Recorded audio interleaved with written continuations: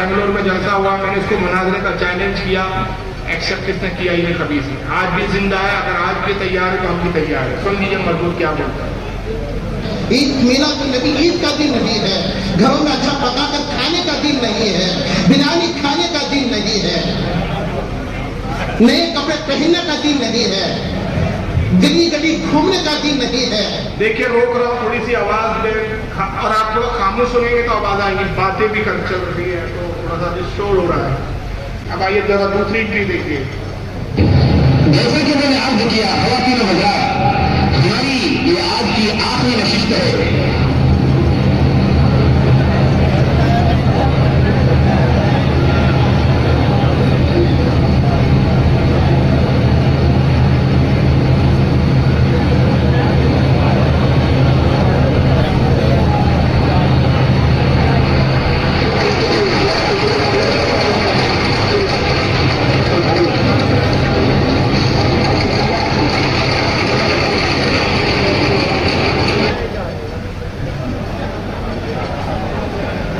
اچھے سے دیکھ لو, جو انڈے میں جو چوزا پیدا ہوا ہے, دیکھ لو کیسا چوزا ہوتا ہے.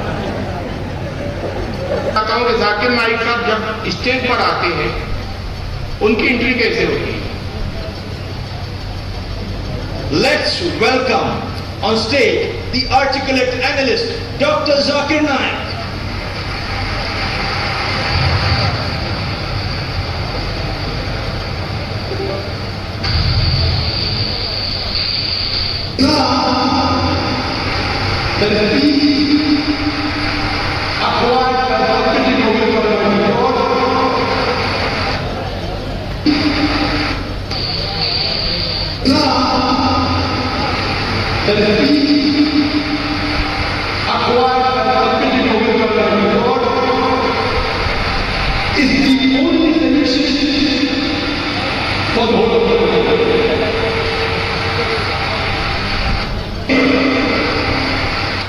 الحمدللہ والصلاة والسلام. ٹھیک ہے, ابھی روک رہا ہوں. اور یہ اسٹیج پر آئے تو پہلے تو تھام گھوم کر کے آواز آئی. تو ایسا معلوم ہو رہا تھا یہ کوئی اسلامی اسکالر نہیں آ رہا ہے, گبر سنگھ آ رہا ہے. اور اسٹیج پہ آتے سے ہی پہلا آواز آ رہا ہے نا, کتنے آدمی ہے, کیا سمجھ کر آئے. اور اس کے بعد جتنی وہ جاہل عوام بیٹھی ہے, پڑھی لکھی جاہل ہے. دیکھیں پڑھا لکھا ہونا قابل ہونا نہیں ہے, قابلیت اور ہوتی ہے. ابو جہل پڑھا لکھا تھا, قابل نہیں تھا. رسول نے کہا ابو جہل, دنیا اس کو ابو حکم کہتی تھی, حضور نے کہا ابو جہل. پڑھے لکھے لوگ بیٹھے ہوئے ہیں, جب یہ آیا تو کیا کر رہے ہیں, تالیاں پیٹ رہے ہیں, تالی بجا رہے ہیں. جبکہ ہمارے علماء اسٹیج پر آئے تو آپ نے کیا کیا, نعرے لگائے, نعرے تکبیر اللہ اکبر, نعرے رسالت یا رسول اللہ. آپ نے اللہ رسول کی تعریف بیان کی. ان جناب کا نام ہے ڈاکٹر اسرار. اب ان کو سن لیجیے کتنے نفرت بھرے ہوئے. قاسمی صاحب دیوبند سے پڑھے, پہلے دیوبندی تھے, بعد میں اہل حدیث ہو گئے. یا اہل حدیث ہی رہے ہوں گے دیوبند, لیکن پڑھے دیوبند سے, قاسمی لگاتے ہیں تو تقیہ کیا ہو وسیع ہوگی. یہ بہرحال آئیے کیا کریں. لیکن ایک کذاب کو اور سن لیجیے آپ, یہ جب تک جھوٹ نہ بولے یہ اپنے باپ کی اوریجنل اولاد ثابت ہی نہیں ہوتا. سن لیجیے. جب محرم میں امام حسین کا غم مناتے شیعہ, یہ کہتا ہے کہ غم منانا جائز نہیں, کہ بخاری کی حدیث سناتے ملا جی. آئیے میں نے خود ان کی زبانی سن لیجیے. یہی جلو قاسمی صاحب رو رو کے ابھی عورتوں کی طرح رو رہے تھے, بلک بلک کے. شیعہ کو جب جواب دے رہے تو کیا کہتے میرا. جہاں تک سوگ منانے کی بات ہے, اول تو یہ حقیقت نگاہ میں رکھی جائے اور یہ نقطہ ذہن میں رکھا جائے کہ نوحہ کرنے کی اجازت یا اسی طریقے سے میت پر سوگ کرنے کی اجازت عورت کے لیے ہے, وہ بھی صرف 3 دن ہے. اجازت صرف متوفی عنہا زوجہ کے لیے جن کا شوہر مر گیا ہو 4 مہینے 10 دن ہے. وہ برادر نہیں ہے بلکہ سسٹر ہے, کیونکہ یہ ہمیشہ پردے میں رہتے ہیں, دنیا کے سامنے آتے ہیں. اب ذرا ان کا ایک شبہ دیکھیں. عید اللہ کے نبی کی حدیث ہے, اللہ کے نبی کی حدیث ہے. کسی حدیث میں अब आइए यही एतराज देवबंद के एक मौलवी है गियास गुम्मन साहब, इनका नाम है गियास गुम्मन भाई। अब इनको जश्न ईद मिलाद उन नबी न मनाने पर एतराज़ किया जाता है, नबी के मुनकर है अलैहिस्सलातु बिल्लाह सल्लल्लाहु अलैहि वसल्लम। वो एतराज़ तो उन पर होना चाहिए जो ईद मनाते हैं, उन पर एतराज़ नहीं जो ईद नहीं मनाते। तो वही बातें हैं। चुनांचे किस तरह की शुबात और वो है, सबसे पहले आप डॉक्टर जाकिर नाइक को सुनिए।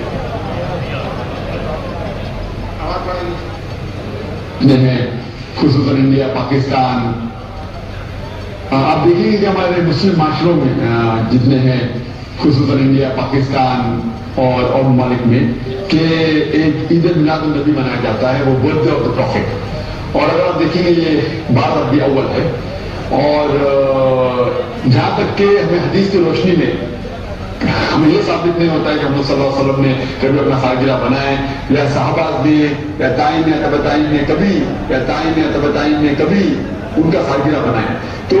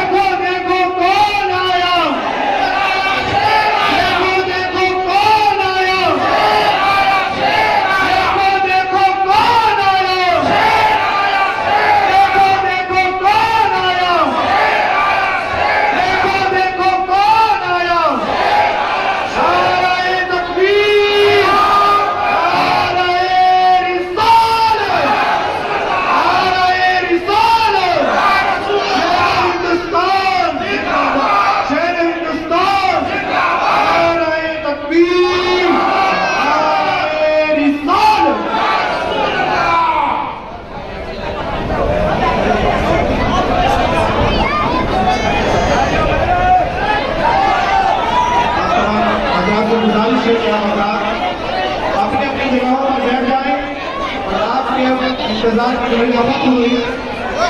हजरत अल्लामा मौलाना फारूक खान रज़वी साहिब क़िबला दामत बरकातुहुल आलिया हमारे और आपके दरमियान जलवा हो चुके हैं। आप हजरात अपने नासिक की आंखों से उनका दीदार का नज़ीर देंगे। हजरात गिरामी आप हजरात अदब के साथ, एहतराम के साथ अपनी अपनी जगहों पर बैठ जाएं। आप जहाँ बैठे हुए थे, आप हजरात से गुजारिश है कि आप हजरात अपनी जगह पर ऐसे ही बैठे।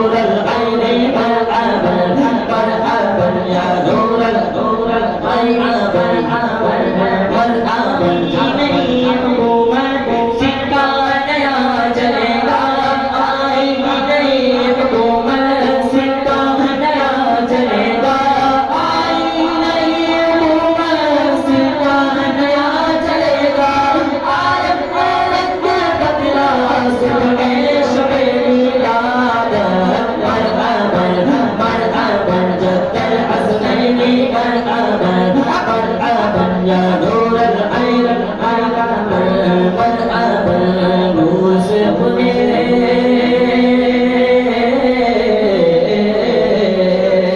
نور سے اپنے سرور عالم نور سے اپنے سرور عالم دنیا جگمگانے آئے دنیا جگمگانے آئے جگمگانے آئے اشکوں سے بھر کر جھولیاں اشکوں سے بھر کر جھولیاں آنکھیں عالم دنیا جگمگانے آئے دنیا جگمگانے آئے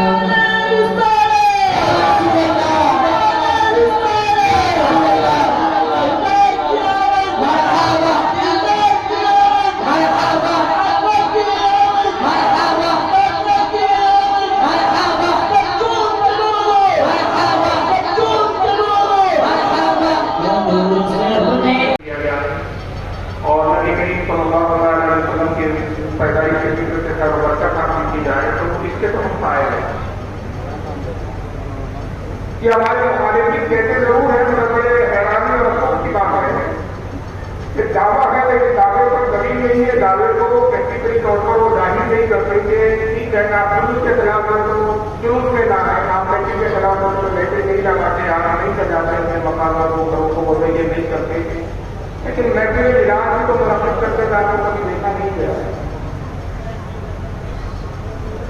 سیرت النبی کے جلسے لیتے ہیں کہ آج تک کسی بھی بدعقیدہ کو محفل ملاپ کے نام سے جلسوں منعقد کرتے ہوئے نہیں ان کے جلسے جلسے ہوتے سیرت النبی کے نام سے ہوتے تو بھائی جب آپ نبی کی پیدائش کے نبی کی ملاپ کی مخالف نہیں ہے خلاف نہیں ہے تو پھر آپ جو بہتر طریقہ سمجھتے ہو طریقے سے کسی طرح سے لوگوں کو پتہ چلے کہ بھائی ایسا نہیں ایسا بنانا چاہیے اصل میں معاملہ کیا ہے ان کو نبی کی پیدائش سے نہیں کی گئی اور ظاہر سی بات ہے کہ یہ کیوں نہ کہے کہ ان کے جب سے آنا تھا بہت افسوس ہوا تھا نبی کی ولادت کے بعد اور یہ مستند روایتوں میں موجود ہے سیرت کی تقریباً تمام کتابوں میں آپ کو روایت مل جائے گی کہ جس وقت آقا صلی اللہ تعالیٰ علیہ وسلم دنیا میں تشریف لائے اس وقت ساری دنیا میں ایک شادمانی مسلط کا ماحول ہے حالانکہ دنیا کے انسان لوگ نہیں جانتے تھے کہ یہ جو ولادت ہوئی ہے یہ جو آمنہ کے گھر جو بچہ تولد ہوا ہے یہ عبداللہ کا جو رقص جیگا ہے اپنے مختلف کا جو جس کا قرار قبول ہے آمنہ کا لال ہے یہ ایک پیغمبر ہے نبی ہے لیکن ایک فطری بات تھی جب سرکار تشریف لائے تو واقعات ایسے شروع ہوئے دنیا میں خوشی و مسرت کا ایسا اظہار ہوا کہ دنیا میں اوپر ایک عجیب قسم کی روشنی اور ایک سرور محسوس کیا گیا اس تعلق سے حضرت حسان کی بات اشعار مسلموں نے نبی کی بلاد کا وشے کیا اور جہاں تک فرشتوں کی بات ہے تو پھر تو باضابطہ روایت ہے کہ فرشتے ایک دوسرے کو مبارکباد دیتے تھے محبت کا اظہار کرتے تھے جنت کو آرام سے سجایا گیا حالانکہ وہ جنت اپنی ہے مگر اس کے حسن میں اضافہ کر دیا گیا روایتیں بیان کی جاتی ہیں روایتوں میں آتا ہے حضرت جبریل علیہ السلام کی جھنڈے کے ساتھ آتی تھی سب رنگ کے جھنڈے کے ہر رنگ کے جھنڈے 3 جھنڈے کے ایک کھانے کا وقت نصب کیا ایک مشرق میں اور ایک مغرب اور بعض روایتوں میں 4 جھنڈے کا ذکر ہے کہ کیسے مقدس پر جھنڈے کا نصب کیا 3 کی بھی روایت ہے 4 کی بھی روایت ہے پوروں کو آراستہ ہونے کا حکم دیا گیا آسمانوں میں روشنی میں اضافہ کر دیا گیا تو سارا عالم وہ مسرت تھا نبی کی ولادت کا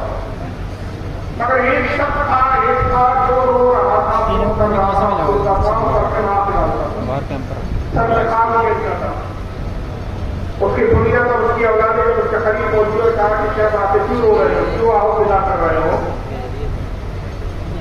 کیوں ماتم برپا کیا ہوا ہے؟ تو رونے والے نے کہا کہ آج محمد صلی اللہ علیہ وسلم پیدا ہوئے ہیں.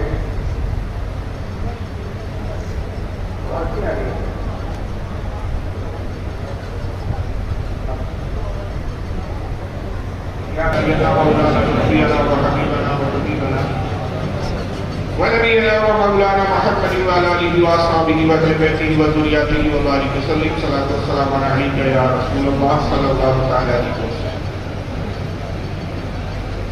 تو میں کر رہا تھا کہ وہ رو رہا تھا، رونے والا. اس کی ذریت نے پوچھا کہ کیوں رو رہے ہو؟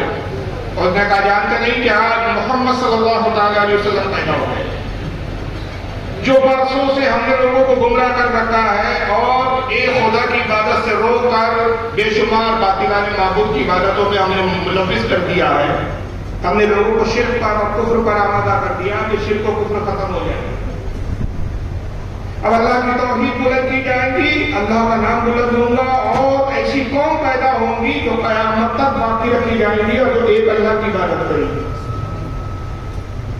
جتنے محنت اور جتنے منصوبے ہم نے بنائے، جن منصوبوں پہ ہم نے کام کیا وہ سب پانی ہو گئے، سب ختم ہو گئے، ہماری محنت جاری کر دی.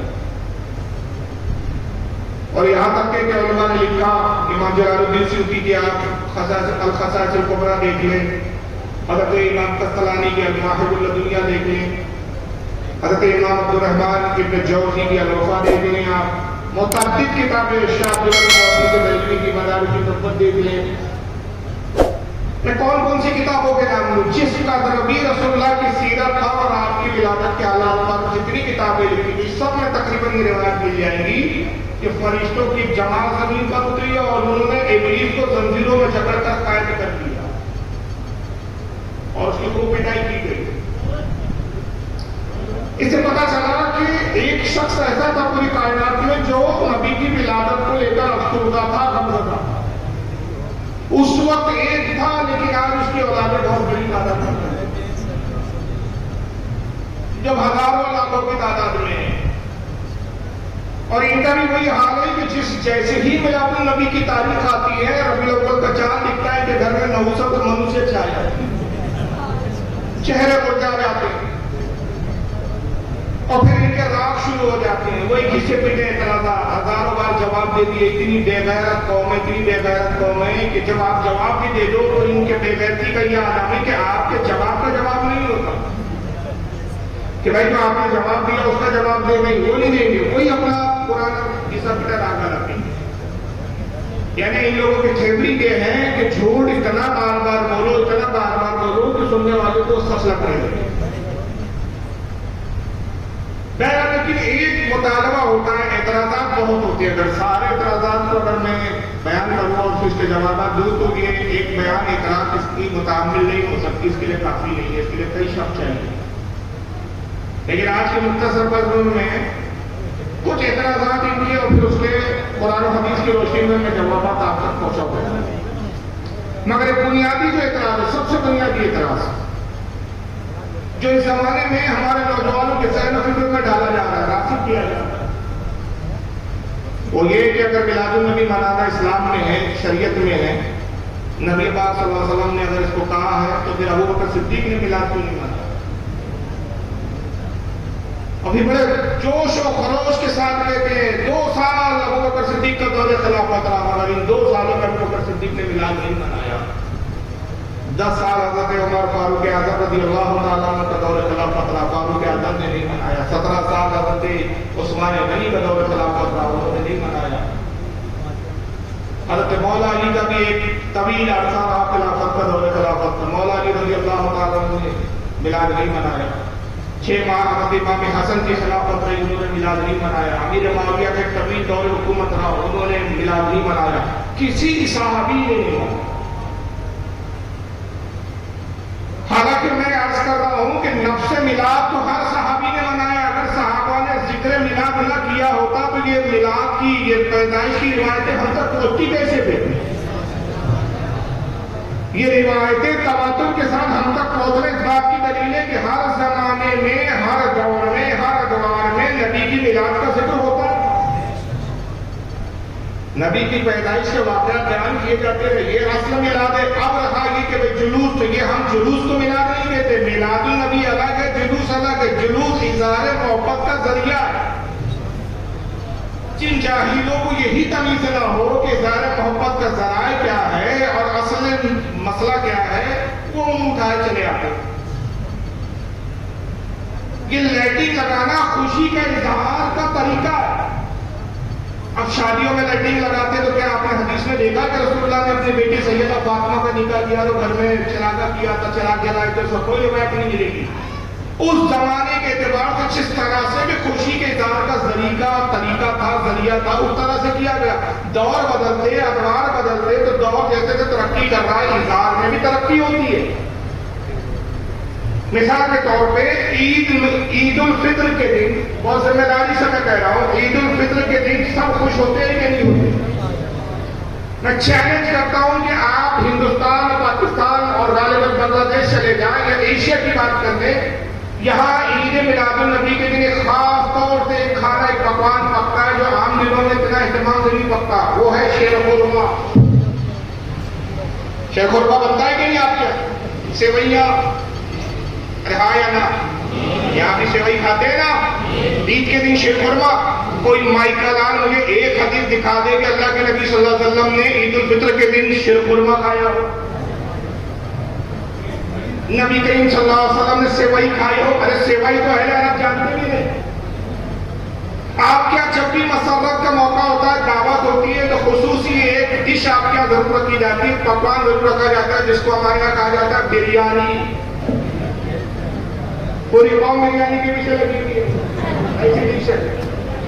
میں تو مذاق کہتا ہوں کہ اگر اتنی بڑی کمزوری بن گیا ہے بریانی ہماری قوم کی کہ اگر جنگ چل رہی ہو تو دشمن کو پتہ چل جائے نا کہ اس قوم کی کمزوری کیا ہے، تو ایک طرف ایک بریانی بھی بنائے اور کہہ رہے بھائی پر بریانی بٹ رہی ہے، ہم خیال رکھ کے بریانی نہ کریں. یہ بریانی کا حال ہے ہماری قوم کا. مگر آپ ایک روایت مجھے ایسی دکھا دیں کہ اللہ کے نبی صلی اللہ علیہ وسلم نے کبھی بریانی کھائی ہو. سرکار نے کبھی بریانی نہیں کھائی. اب اس طرح کی مثالیں دیتے ہوئے کہتے دیکھو بریانی کی مثالیں دے رہے، حدیث کی. میں ابھی مثال دے رہا ہوں، حدیث اور ہے، دلیل اور ہے، مثال اور ہے. جن بیچاروں کو دلیل اور مثال میں فرق نہیں معلوم وہ منہ بولتے ہیں. مثال بے ہی نہیں ہوتی. قرآن میں اللہ تعالیٰ نے بے شمار مثالیں دی ہے. چھٹی کی مثال دی ہے، ریت کی مثالیں دی ہے، پانی کی مثالیں دی ہے، مکڑی کی مثالیں دی ہے. اور جو مثالیں دی وہ بے ویسا ہوتا نہیں ہے، سمجھانے کے لیے مثالیں دی جاتی ہے. نبی نے بریانی نہیں کھائی، مگر نفس اظہار مسرت شریعت میں موجود ہے. مہمان کے آنے پر خوشی کا اظہار کرنا اور اپنی حیثیت کے مطابق مہمان کو اچھی چیز کھلانا یہ شریعت میں موجود ہے. لیکن ہمارے ہاں مہمان کی دعوت میں بریانی کھلانا، گوشت کا اہتمام کرنا، یہ قواعد ایک طریقہ ہے. ہم اس طریقے سے کرتے ہیں. تو غرض کے جہاں جیسا معمول ہوتا ہے، جیسا اظہار محبت کا طریقہ ہوتا ہے، اس طرح کیا جاتا ہے. اصل مسئلہ ہے اظہار محبت، اظہار عشق، اظہار مسرت، اظہار خوشی.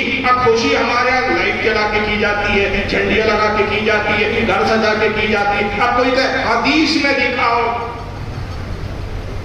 تو ایسا معلوم ہوتا ہے کہ یہ تو بیچارہ اتنا حدیث کا پابند ہے کہ اگر اس کی بیوی رات کے 2 بجے بولے نا سنیے جی بریانی کھانے کا دل چاہ رہا ہے، تو کہتا رکو پہلے میں کتاب میں دیکھتا ہوں کہ رات کے 2 بجے بیوی کے فرمائش پر بریانی کھائی جا سکتی ہے یا نہیں کھائی جا سکتی.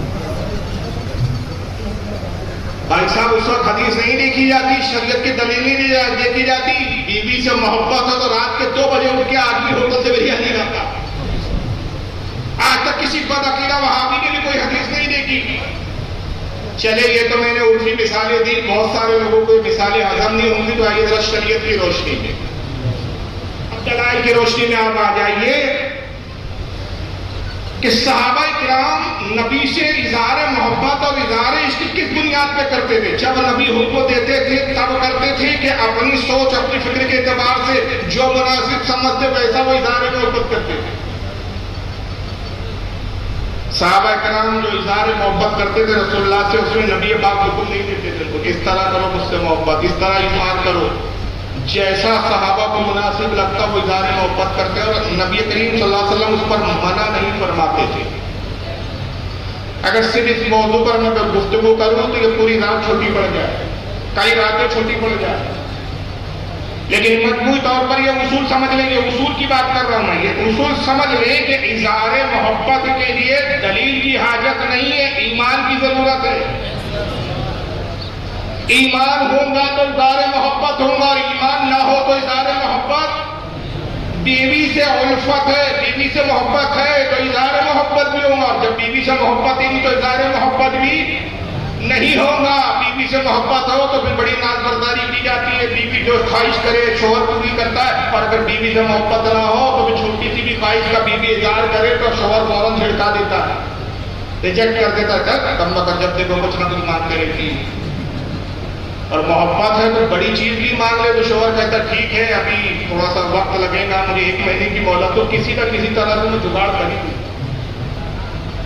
یہ محبت ہے، محبت کے لیے شوہر دلیل نہیں دیکھتا۔ اسی طرح صحابہ کرام کی مثال ہے، تمثیل ہے، صحابہ کرام جب موقع آتا رسول سے محبت کے اظہار کا وہ دلیل نہیں دیکھتے تھے، حضور کا حکم نہیں دیکھتے تھے، بلکہ وہ اظہار محبت کر جاتے تھے۔ وجہ کیا تھی؟ ان کے بعد نبی کی محبت کے لیے ایمان تھا، اور ایمان چاہیے اظہار محبت کے لیے، دلیل کی حاجت نہیں ہے۔ اسی طرح میلاد النبی اظہار محبت ہے، اور اس کے لیے ایمان چاہیے، دلیل کی ہمیں ضرورت نہیں ہے۔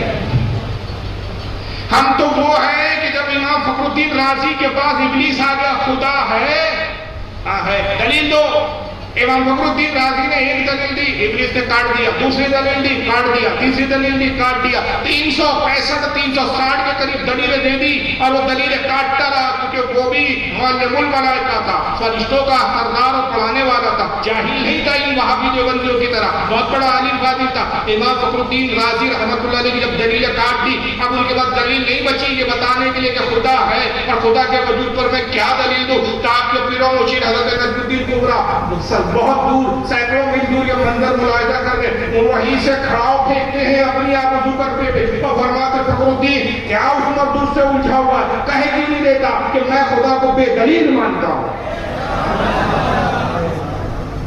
تو پتہ چلا اظہار محبت اور اظہار ایمان کے لیے دلیل کی حاجت نہیں ہے۔ اب آئیے میں کچھ دلیلیں آپ کے سامنے دے رہا ہوں۔ دلیل اس بات کی نہیں، کس بات کی؟ کہ صحابہ جو اظہار محبت کرتے تھے اس کے لیے وہ دلیل کا انتظار نہیں کرتے تھے، آقا کے حکم کا انتظار نہیں کرتے تھے۔ آئیے قرآن کے بعد جو سب سے عظیم تر کتاب ہے اس کا نام ہے صحیح بخاری، اس پر سب کا اتفاق ہے، دیوبندیوں کا بھی اتفاق ہے، نام نہاد اہل حدیثوں کا بھی اتفاق ہے، اور ہم اہل سنت و جماعت کا بھی اتفاق ہے۔ قرآن کے بعد سب سے عظیم ترین کتاب صحیح بخاری، امام بخاری نے اس کو ترتیب دیا۔ آئیے امام بخاری کتاب الوضو میں حدیث لاتے ہیں، حدیث نمبر 187، امام بخاری رحمۃ اللہ علیہ حدیث نمبر 187 کتاب الوضو پہلی ہی جلد میں پہلے ہی حصے میں ابتدا میں ہی کتاب الوضو میں لاتے ہیں کہ اللہ کے نبی صلی اللہ علیہ وسلم جب نماز کے لیے باہر تشریف لاتے تو بلال اس کو آواز دیتے، بلال وضو کے لیے پانی لاؤ۔ حضرت سیدہ بلال رضی اللہ تعالیٰ نے وضو کے لیے پانی لاتے، اور جیسے ہی پانی ڈالتے سرکار اپنا دست مبارک دھوتے، ابھی وہ پانی زمین پر گر بھی نہیں پاتا، بے شمار صحابہ کرام کے ہاتھ آتے اور اس پانی کو، اس جو مستعمل پانی جو نبی کے دست مبارک کو چھو کر زمین کی طرف آ رہا ہے، اس پانی کو اپنے ہتھیلیوں پر اپنے ہاتھوں پر لے لیتے، اور پھر اس پانی کا کیا کرتے؟ چہروں پر ملتے، بدن پر ملتے۔ امام بخاری نے حدیث تو لکھی مگر پوری بخاری پڑھ جائیے، پوری مسلم پڑھ جائیے۔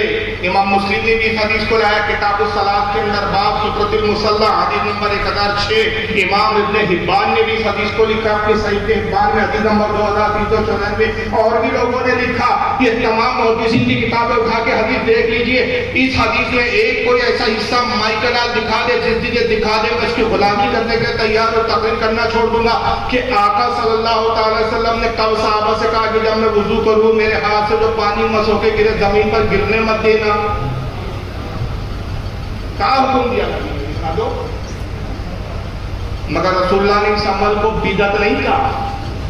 ये नहीं कहा है सहाबा ये कौन सी बिदअत है, मैं भी तो तुम्हारी तरह इंसान और बशर हूं, मेरे हाथ से जो पानी निकल रहा है, मुस्तामल पानी जो मेरे हाथ को छू के निकल रहा है, मेरे चेहरे को पानी छू के निकल रहा है, इस पानी को तुम अपने बदन पे क्यों मर रहे हो? ये पागलपन क्या लगा रखा, ये दीवानगी क्या है, तुम्हें मालूम नहीं? 1400 साल के बाद एक फिरका आएगा जो इतना अपने आप को मुहज्जब कहेगा, इतना तालीम याफ्ता कहेगा कि ये सब चीजों को बिदअत करार देगा। तुम मेरे ही जमाने में मेरी मौजूदगी में बिदअती हो गए, शर्म करो ऐ सहाबा की जमात, ये क्या कर रहे हो? न नबी ने मना किया, न नबी ने हुक्म दिया, सहाबा करते रहे, रसूलुल्लाह पर राजी रहे, और इसको इश्क मोहब्बत के तौर पर मुहद्दिसी ने नकल कर दिया इस दलील की बुनियाद पर कि देखो सहाबा को रसूल से कितनी मोहब्बत थी कि जो पानी नबी के जिस्म को छू ले उसको भी जमीन पर गिरना वो गवारा नहीं करते थे। चलिए ये तो बड़ा मेरे नजदीक बड़ी बात नहीं है। रसूलुल्लाह सल्लल्लाहु अलैहि वसल्लम के औसाफ, आपकी खूबियां, आपके जिस्म तरक्या तकद्दुस पाकीज़ी से बहुत बुलंद है। आपके जिस्म से पानी मस्त हुआ, साहबा ने अपने जिस्म पे मल लिया, बड़ी बात है। आप में से भी बहुत से ऐसे हो गए कि आपके पीर साहब आए घर पे, पीर साहब ने हाथ धोया, उस पानी को आपने पी लिया। पीर साहब ने किसी पानी के प्याले में उंगली डाल दी, आपने तब समझ के उसको बदन पे मल लिया। हो सकता है आप भी ऐसे कर ले। मगर आइए इमाम बुखारी उसी के बाद उसी किताबुल वज़ू में बाब का आया, बाब चैप्टर, और बाब क्या होता है? मुहद्दिस का अकीदा होता है। अब इमाम बुखारी अपना अकीदा भी ला रहे हैं और बाब का नाम रखते हैं किताबुल वज़ू, बाब अल-गुज़ाकी वल बुखाती वन नहवी फी सौम। इस बात का तर्जुमा क्या होता है? इसका मतलब कपड़ों पर थूक और ईद को ले लेना। थूक समझता है आपको? ये जो मुंह से निकलता है, लेकिन जब नबी का हो तो इसे हम क्या कहते हैं? लवाबे, यानी मुंह लवाबे यानी थूक, मगर एहतरामन हम अच्छे अल्फाज में कहते हैं लवाबे रहन। और ईद किसको कहते हैं? रेंट भी बोलते हैं उसको, रेंट किसे बोलते हैं मालूम है आपको? बताइए, अरे बोलिए भाई, ताकि आपका लेवल को पता चले। क्या बोलते हैं? आपकी जबान में मौलाना साहब बता रहे कि सिदक बोलते हैं, हर जगह लैंग्वेज बदल जाती है, लेकिन ये उर्दू का डिक्शनरी वाला लफ्ज मैं इस्तेमाल किया कर रही। ये नाक में जो रहता है ना आपकी, हमारे जो होता है वो हलाकत, ये नाक में जो भरा रहता है मवाद, हमारे यहाँ कुछ सेवड़ बोलते हैं, अलग अलग जगह लोग नाम बोलते हैं, लेकिन उर्दू नाम क्या है उसका? रिंग, रेंट भी बोलते हैं, रिंग भी बोलते हैं, रिंग। ये नाक में, मुझे ईमानदारी से बताइए, अगर बाप दो जोर से नाक सिमके और ये नाक से निकले और बेटे के कपड़े पर गिर जाए, बेटा बाप की चीज को बर्दाश्त नहीं करता। अब मजान ठीक है, आप वालिद है मेरे, मोहतरम है, मगर जरा देखकर तो देखिए कि नाक की ये गंदी चीज आप मेरे कपड़े पे गिरा दिया। अगर आपके सामने कोई नाक में उंगली करे ना तो आपको वो घीन आना शुरू हो जाए, और बिल्कुल खाते वक्त कोई आपका नाक खींचे तो आपका खाना मुश्किल हो जाए। आदमी उसे करार करता है, मगर जरा ये सहाबा का इश्क़ रसूल क्या है। इमाम बुखारी रहमतुल्लाह अलैह बाप कायम कर रहे हैं और उस बाप के तहत हदीस लाते हैं। हदीस में कहते हैं कि वो उर्वा बिन मसूद है, ये पहले मुशरिक थे, बाद में मुसलमान। उर्वा बिन मसूद कहते हैं कि मैं सुलह हुदैबिया के मौके पर रसूलुल्लाह से सुलह करने आया, मुशरिकीन ने मुझे अपना नुमाइंदा बनाकर भेजा, और जब मैं मोहम्मद सल्लल्लाहु अलैहि वसल्लम के पास आया कि मुआहदा हो जाए तो मैंने सहाबा को देखा कि हुजूर को घेरे हुए हैं, सहाबा रसूल को छोड़ते नहीं है।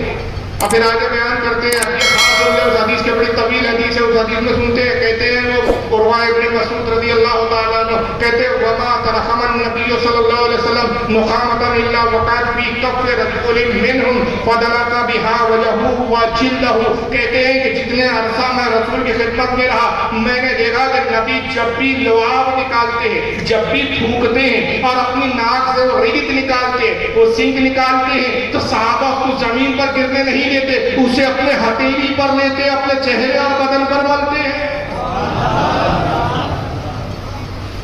या कपड़े पे लग जाए किसी का तो घीन आ जाए। वो नबी करीम सल्लल्लाहु अलैहि वसल्लम की जो नाक शरीफ से निकल रहा है اس کو صحابہ ہتھیلی پر لے کر کیا کہتے وہ جلدہو و وجہو اپنے چہرے اور اپنے بدن پر ملتے تھے. اور یہ امام بخاری صحیح بخاری میں لکھ رہے ہیں کہا ہے وہ بخاری کا رڑ لگانے والے اگر واقعی سچے ہو اور واقعی عالم ہو اور اپنے آپ کو عالم کہتے ہو تو ایک روایت میں ایک لفظ ایسا دکھا دو کہ اللہ کے نبی صلی اللہ علیہ وسلم نے کبھی حکم دیا دیکھو جب میں ناک سے اس چیز کو نکالوں زمین پہ گرنے مت دینا, ہتھیلی پہ لینا اور اپنے چہروں پر ملنا. دکھا سکتا ہے کوئی حکم؟ وہ تو دکھائے ہے ہی نہیں تو کہاں سے دکھائے. اور اس حدیث کو امام بخاری کے علاوہ امام عبدالرزاق بھی لائے ہیں جو امام احمد ابن حنبل کے استاد ہیں, امام بخاری کے دادا استاد. ان کی حدیث کی کتاب ہے المصنف حدیث نمبر 9720. امام احمد ابن حنبل جو مسلک کے امام ہیں, امام بخاری کے استاد ہیں, اپنی کتاب مستدرک الامام احمد بن حنبل حدیث نمبر 18928 پہ لائے. امام ابن حبان اپنی صحیح ابن حبان کے اندر حدیث نمبر 4872 کے تحت لائے.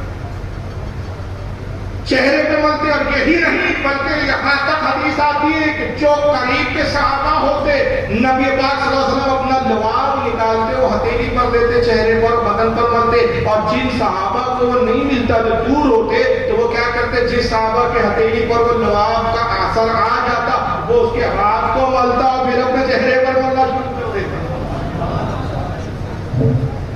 کوئی روایت پہ لکھا ہے کہ رسول نے کب کہا یہ دیکھو میں تھوکوں تو اس کو ہتھیلی پہ لینا اور چہروں پر ملنا, بدن پہ ملنا.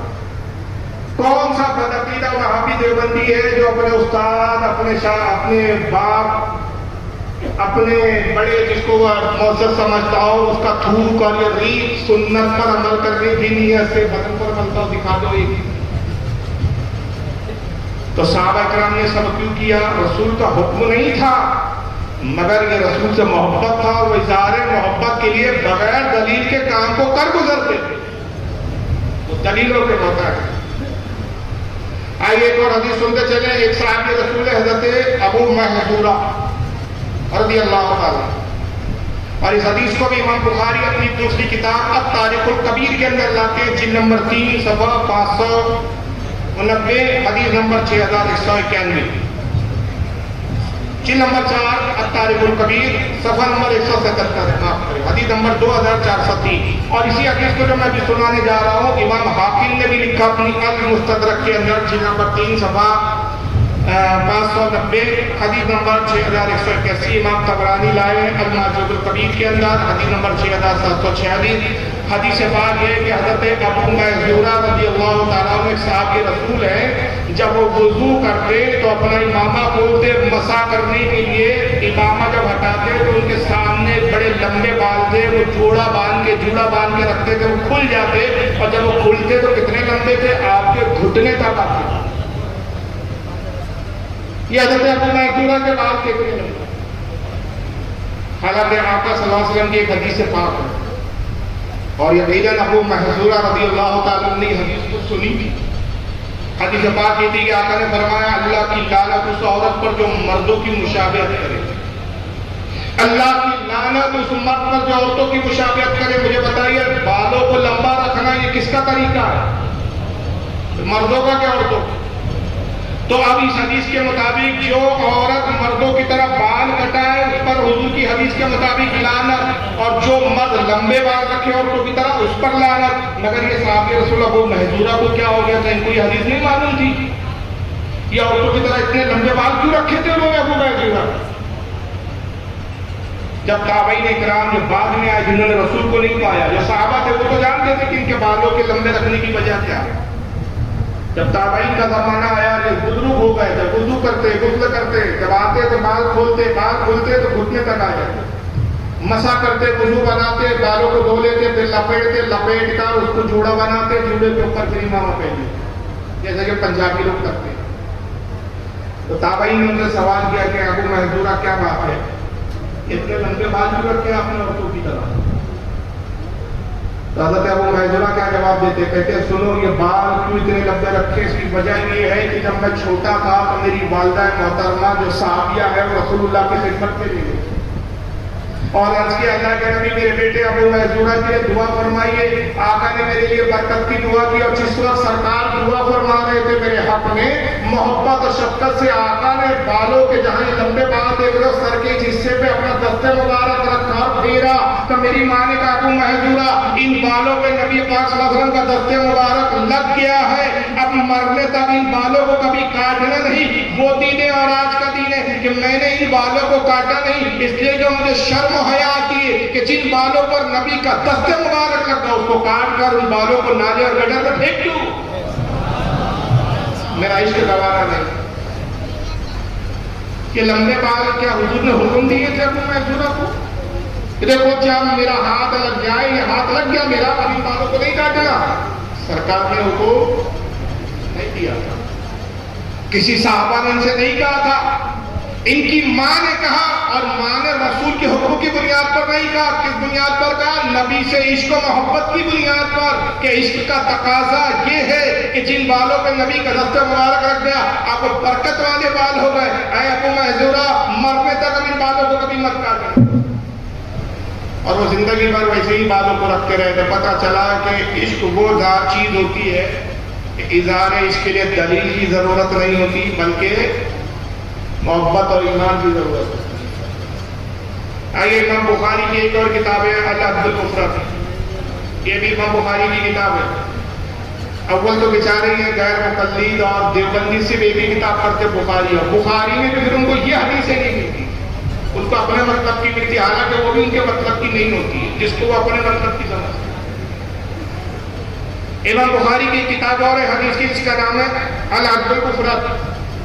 बाब इमाम बुखारी कायम करते, बाब का नाम है तकब्बिल यद, हाथों को बोसा देना। क्योंकि हमने असलाफ के तरीकों को देखा कि वो इज़हार इश्क के लिए बेदलील काम कर गुजरते थे। और आइए और एक मैं कुछ हुआ बता रहा हूँ इनके अकीदे के मुताबिक।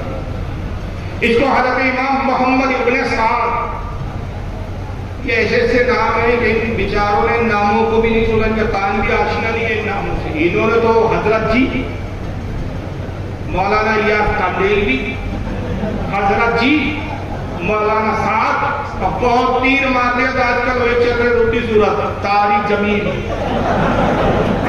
रोटी सूरत रोता ही रहता है, यही इनका कुल सरमाया।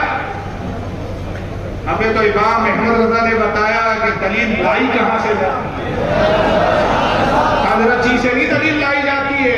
हम मुहद्दिसीन की बात करते हैं, हम इमामों की बात करते हैं, हम सहाबा और ताबई की बातें करते हैं, हम औलिया इकराम की बातें करते हैं। ये मोहम्मद इब्ने साद बहुत बड़े मुहद्दिस है। कब इंतकाल हुआ? 230 हिजरी में इनका इंतकाल हुआ। मुझे बताओ 230 हिजरी में अभी चल रहा है 1446 से 47 चल रहा है। अब इनका इंतकाल हो रहा 230 हिजरी में, यानी आज से तकरीबन 1200 साढ़े 1200 साल पहले के मुहद्दिस, 1250 साल पहले के ये बरेली थे। ये आमाल पर तुम बरेली बोल के ताना देते हो, बरेली भी है। हमने कहा अल्लाह का शुक्र है बरेली भी इश्क और मोहब्बत की पहचान बन गया। मदीने में भी जाओ, आका की बारगाह में सलातो सलाम अर्ज करो हाथ बांध के, नजदी देकर के बरेली भी है। अरे भाई सलाम मैंने पढ़ा, ताजीम मैंने की, बरेलवी क्यों? तो आला हजरत ने नबी से ऐसी इश्क का इजहार किया कि अब जो भी आशिक है अल्लाह ताला ने यह इनाम दिया कि उसकी निस्बत आला हजरत के शहर से कर दी जाती है, आला हजरत से कर बरेलवी। और हम इस पर खुश होते हैं, हाँ बरेली बोलो, हमें क्या फर्क, मेरे मसलक के तहफ़्फ़ुज़ की ज़मानत है ये नाम, इसलिए मैं नाम है लेता। तो बहरहाल ये मोहम्मद इब्ने साद मुहद्दिस है, इनकी किताब है सहाबा के हालात पर, बड़ी अजीब किताब है अत-तबक़ातुल कुबरा। ये कई जिल्दों में आती है, तकरीबन 8 या 9 जिल्दों में है। और इसकी जिल्द नंबर 1 है, सफ़ा नंबर 218। हज़रत इमाम मोहम्मद इब्ने साद क्या नकल करते आइए, कहते हैं अन इब्राहीम इब्ने अब्दुल रहमान इब्ने अब्दुल क़ारी रज़ियल्लाहु ताला, कहते हैं हज़रत इब्राहीम बिन अब्दुल रहमान बिन अब्दुल क़ारी वो रिवायत करते हैं और वो बयान करते हैं, ताबई ये कहते हैं अन्नहु नज़रा इला इब्ने उमर रज़ियल्लाहु ताला अन्हु वदअ यदहु अला फ़क़दिन नबी النبی صلی اللہ علیہ وسلم من المنبر ثم وضعها على وجهه، کہتے ہیں کہ میں نے عبداللہ ابن عمر کو دیکھا جو صحابی رسول ہے، فاروق اعظم کے بیٹے ہیں، نبی کے چہرے قدر صحابہ میں ہیں، کہتے ہیں کہ میں نے عبداللہ ابن عمر کو دیکھا کہ جب بھی وہ سفر پر نکلتے معمول یہ تھا کہ رسول کی مسجد پر آتے اور حضور کی زیارت کرتے، صلاۃ و سلام عرض کرتے، اور اس کے بعد حضور کے منبر پر آتے اور منبر پر ہاتھ پھیرتے اور پھر اس کو اپنے بدن پر ملتے، اپنے چہرے پر ملتے۔ کیوں کہ یہ منبر وہ ہے کہ جس پہ میرے آقا جلوہ گر ہوتے تھے، اس منبر کو نبی سے نسبت حاصل ہو گئی ہے، لہٰذا یہ منبر چھوما بھی جائے گا اور اس سے مس کر کے اپنے بدن پہ لگائیں گے۔ کیا کہیں گے بھائی صحابی رسول کو منبر کو چھوا؟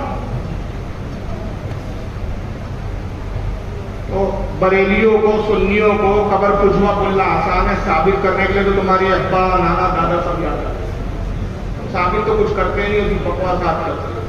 اور اس حدیث کو حضرت امام قاضی ایاز نے بھی لکھا جو میں نے حضرت عبداللہ بن عمر والی بیان کی، 544 ہجری میں ان کا انتقال ہوا۔ امام قاضی ایاز بہت عظیم محدث ہے، ان کی کتاب جو بارگاہ رسول میں مقبول ہے اس کا نام ہے الشفا، جلد نمبر 257 پر اس کو لکھا امام ابن حبان جن کا وصال 354 ہجری میں ہوا، اور انہوں نے بھی اپنی کتاب کتاب الثقات جلد نمبر 411 پر اس کو لکھا۔ اگر میں اس طرح کے واقعات سناؤں تو میں نے عرض کیا کہ رات چھوٹی پڑ جائے گی، بس دو چار باتیں کہ امام مالک کو دیکھ لیا، صحابہ کے بعد کا دور دیکھ لیا۔ امام مالک مسلک کے امام،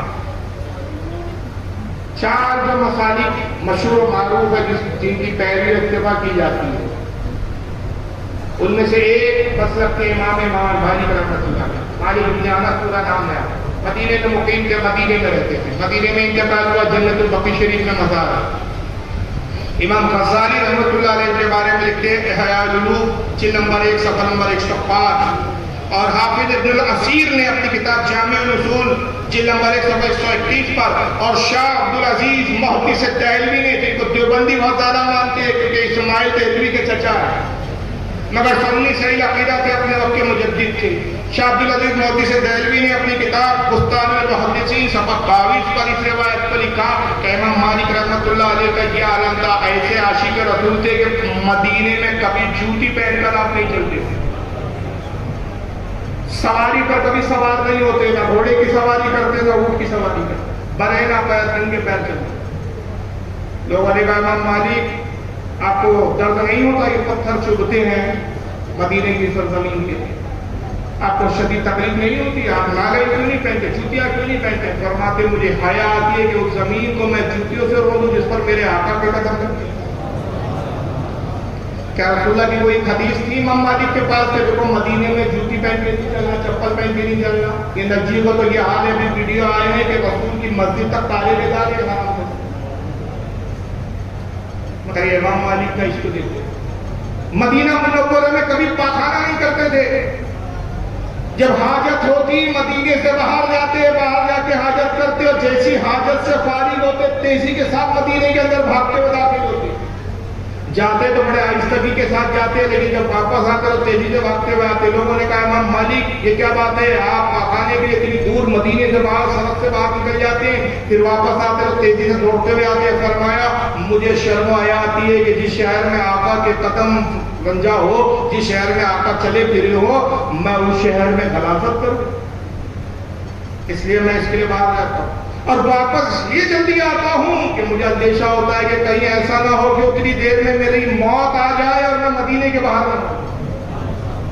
میں اللہ سے ہمیشہ یہی دعا کرتا ہوں کہ مولا مجھے موت مدینے میں آقا کے شہر میں ہو۔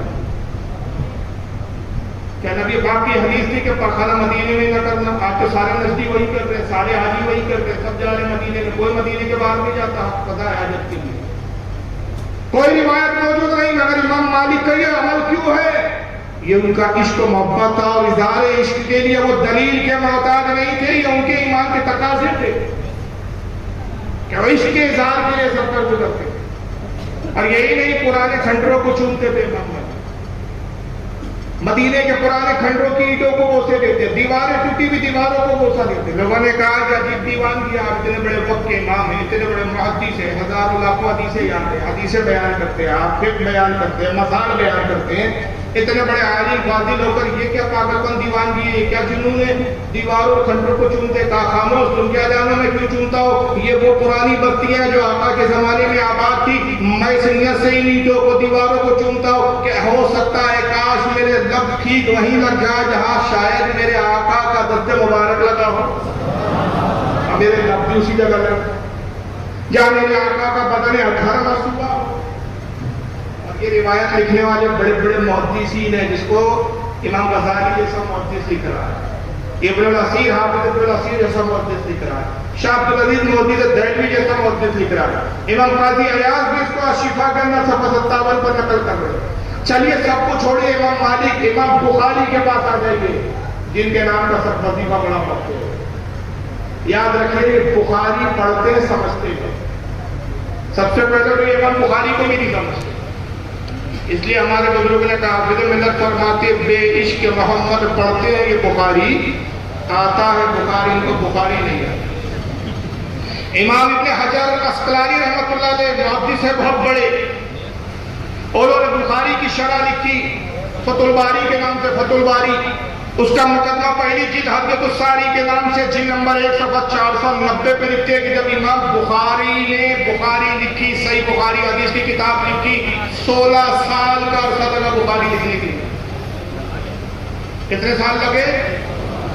2 لاکھ حدیثوں کا انتخاب کیا, 2 لاکھ حدیثوں کو پہلے جمع کیا, پھر چھانٹنا شروع کیا, چھانٹتے گئے, جو ان کے نزدیک صحت کے اعتبار سے کمزور حدیث لگی اس کو ہٹا دیا, جو حدیث ان کے نزدیک صحت کے اعتبار سے مضبوط لگی اس کو لکھنا شروع کیا, یہاں تک کہ 16 سال میں حدیثوں کو جمع کیا, لکھا, پھر چھانٹا, اور 16 سال کے بعد جب انتخاب کیا تو 3300 کچھ حدیثوں کا انتخاب کیا کہ اپنی صحیح بخاری میں ان حدیثوں کو لکھو.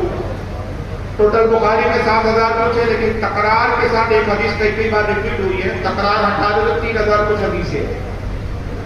تب حدیثوں کو جب طے کر لیا کہ یہ حدیثوں کو اپنی کتاب میں لکھنا, تو کیا کیا امام بخاری نے, امام ابن حجر حدیث الساری میں لکھتے ہیں کہ صرف ایسے نہیں بلکہ لکھنے پہلے قلم اٹھایا, اب تو یہ 3000 کچھ سلیکٹ کر دیا, چن لیا, یہ حدیث کو لکھ لیتا ہوں اچھے سے, نہیں, بلکہ بخارا کے رہنے والے تھے, بخارا سے مکہ ایک مکان کرائے سے لیا اور مکان میں رہنے لگے, اور روزانہ کا معمول ہوا کہ جب حدیث لکھنے کا ارادہ ہوتا تو پہلے غسل کرتے,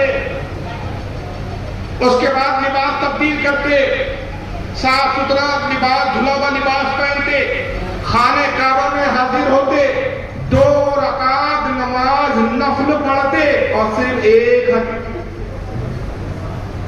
اڑ جاتے. اس کے دوسری حدیث میں لکھنے کے لیے آتے تو پھر دوبارہ غسل کرتے, پھر لباس تبدیل کر لیتے, پھر خانہ کعبہ میں حاضر ہوتے, پھر 2 رکعت پڑھتے, پھر ایک حدیث لکھتے. تو کل بخاری شریف میں کل کتنی حدیث ہے؟ 7563 حدیثیں لکھی ٹوٹل, وہ تکرار وغیرہ سب ملا کر, تو گویا کل 7563 حدیث لکھنے کے لیے, صرف ایک کتاب لکھنے کے لیے 7563 مرتبہ غسل کیا, 7563 مرتبہ لباس تبدیل کیا, اور 15126 رکعتیں بخاری لکھنے کے لیے پڑھی. مجھے بتاؤ خود امام بخاری نے پوری بخاری تو چھوڑیے, جتنی حدیث کی کتابیں لکھی, اب تاریخ الکبیر دیکھ لیجیے, اب تاریخ الصغیر دیکھ لیجیے, اب ان کی جو ہے کتاب المفرد عبد المفرد دیکھ لیجیے, جتنی بھی کتابیں لکھی, کسی ایک کتاب میں امام بخاری نے کوئی ایک حدیث ایسی لائی ہو, کوئی مائکلات دکھا دے کہ جس میں اللہ کے رسول کا حکم ہو یا کسی صحابی کا حکم ہو کہ صحابی نے کہا دیکھو جب بھی رسول کی حدیث لکھنا تو پہلے غسل کرنا, اس کے بعد کپڑے بدلنا, پھر خانہ کعبہ میں آ کے 2 رکعت نماز پڑھنا, اور اس کے بعد ایک حدیث لکھنا. آج تک کسی مائی کے لال کو ملی اس طرح کی حدیث؟ آج دیوبند کا مولوی بھی لکھتا ہے تو وضو بھی نہیں کرتا, ویسے بیٹھ کے لکھ لیتا. سڑکوں پہ اور نالوں اور گڈھوں پہ تو حدیث بیان کرتے, کتاب بغل میں لے کے گھومتے تھے. اتنے بڑے محدث ہیں. آئیے پیارے پیارے بھائیو, آئیے دین کی بات سنگے, دین کی کرنا رہے نالا ہے, نہیں آئیے فضائل اعمال. ان کا تو یہ حال ہے. مگر امام بخاری رحمۃ اللہ علیہ کا حال کیا ہے؟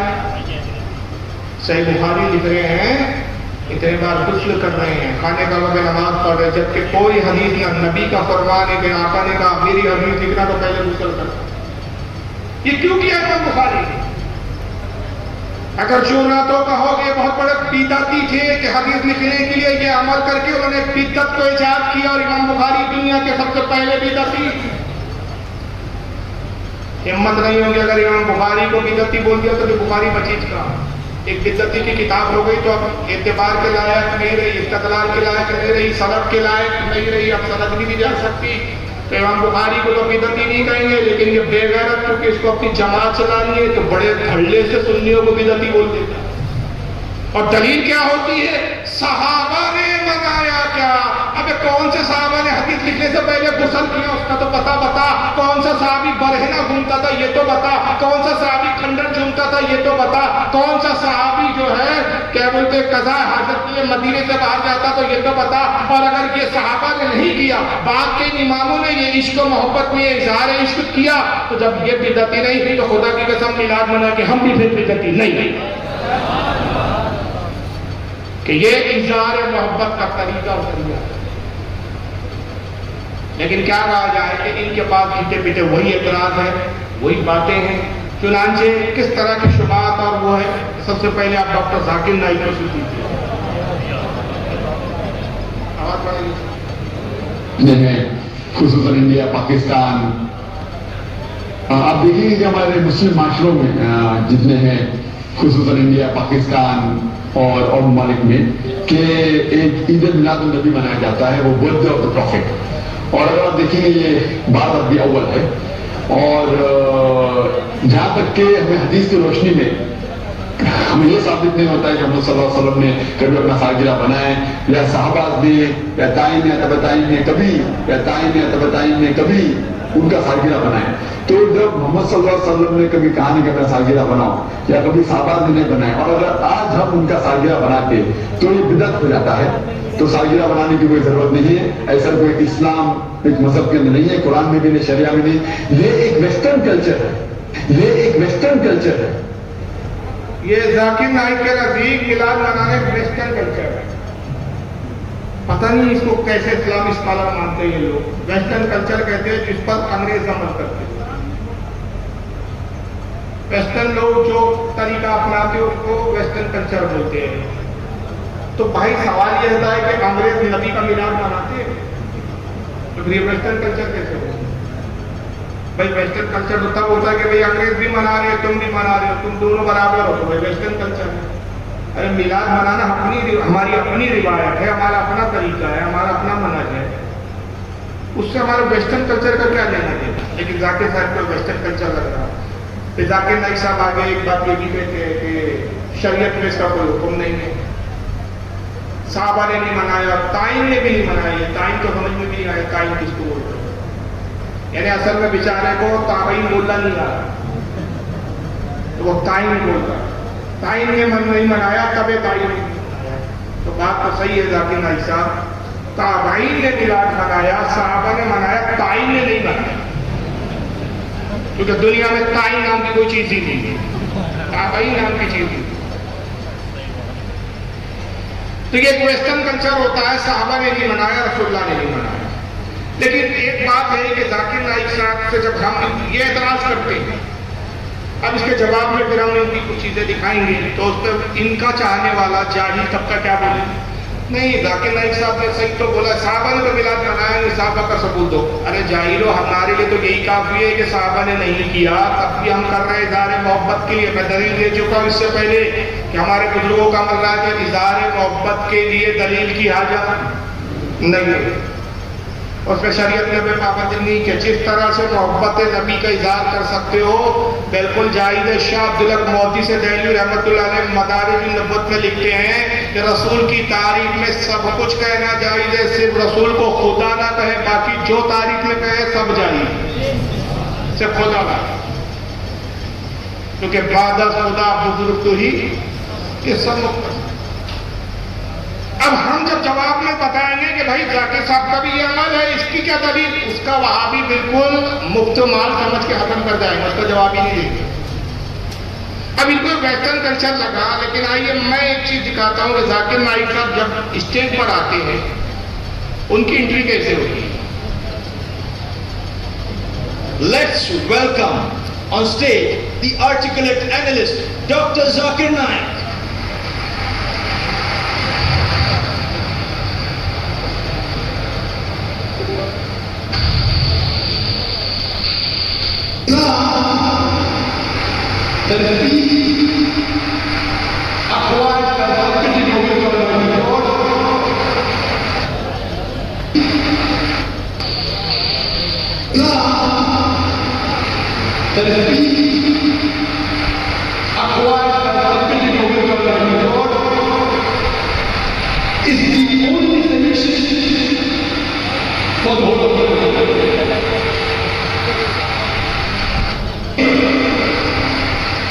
الحمدللہ والصلاة والسلام۔ ٹھیک ہے، ابھی روک رہا ہوں، دوسری انٹری ہو رہی ہے۔ اسٹیج پر آئے تو پہلے تو تھم گھوم کر کے آواز آئی، تو ایسا معلوم ہو رہا تھا یہ کوئی اسلامی اسکالر نہیں آ رہا ہے، گبر سنگھ آ رہا ہے۔ اور اسٹیج پہ آتے سے ہی پہلا آواز لگائے نا، کتنے آدمی ہیں، کیا سمجھ کر آئے۔ اور اس کے بعد جتنی وہ جاہل عوام بیٹھی ہے، پڑھی لکھی جاہل ہے۔ دیکھیں پڑھا لکھا ہونا قابل ہونا نہیں ہے، قابلیت اور ہوتی ہے۔ ابو جہل پڑھا لکھا تھا، قابل نہیں تھا۔ رسول نے کہا ابو جہل، دنیا اس کو ابو حکم کہتی تھی، اگر حضور نے کہا ابو جہل ہے۔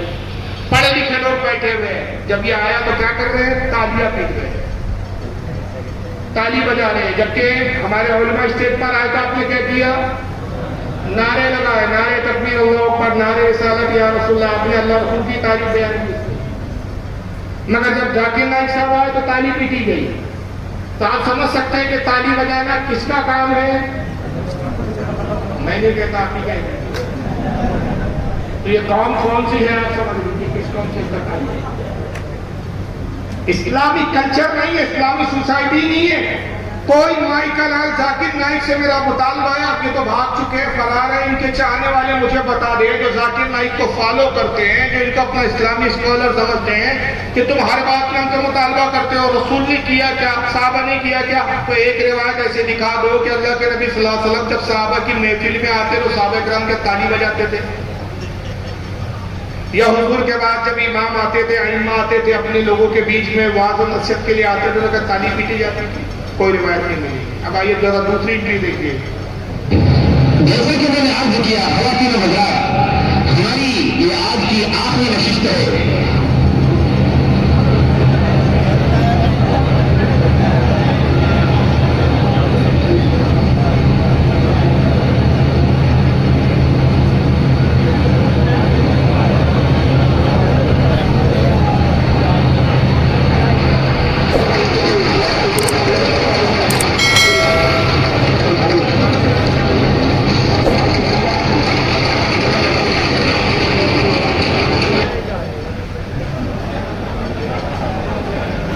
اچھے سے دیکھ لو، جو انڈے میں سے چوزا پیدا ہوا ہے، دیکھ لو کیسا چوزا ہوتا ہے، ایسی شکل ہوتی ہے چوزے کی، پھٹکار پڑ رہی ہے اللہ کی لعنت ہے۔ پبلک کو رجھانے کے لیے منی بائی کا مجرا ہو رہا،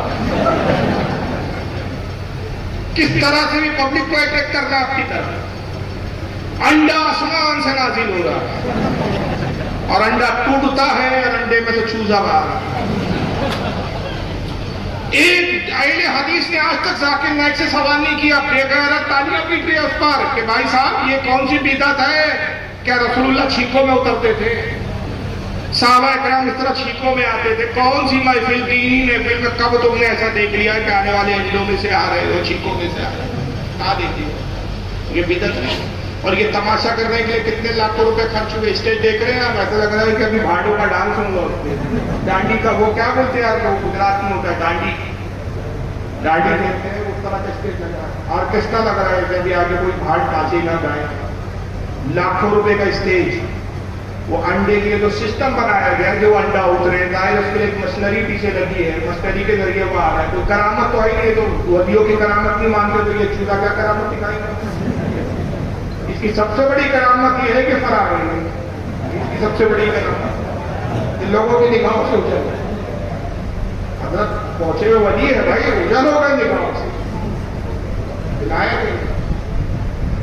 اب یہ جو مشنری لگائی گئی، جو سسٹم لگایا گیا کہ انڈا نازل ہو، انڈا کھلے باہر نکلے، اس پر لاکھوں روپے صرف ہوئے، مگر کسی وہابی بدعقیدہ دیوبندی نے آج تک نہیں کہا کہ بھائی یہ تماشا کے لیے جو لاکھوں روپے خرچ کیے، اس میں کتنی غریب بچوں کی شادی ہو جاتی،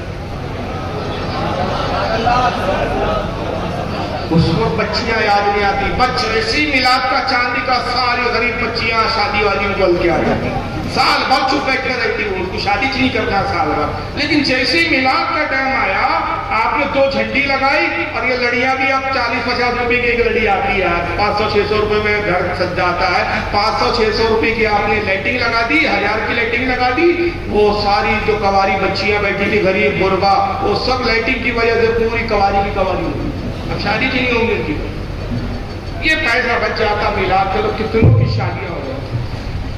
مگر یہ جماعت تبلیغی جماعت والوں کے بڑے بڑے اجتماع ہوتے ہیں، اور جو کھا کے سڑاتے ہیں، اور جس کے نکالنے کے لیے جو پکے وہ بنائے جاتے ہیں، اس پہ جو لاکھوں روپے صرف ہوتا، اس کی فکر نہیں، اس پر کوئی تبصرہ نہیں۔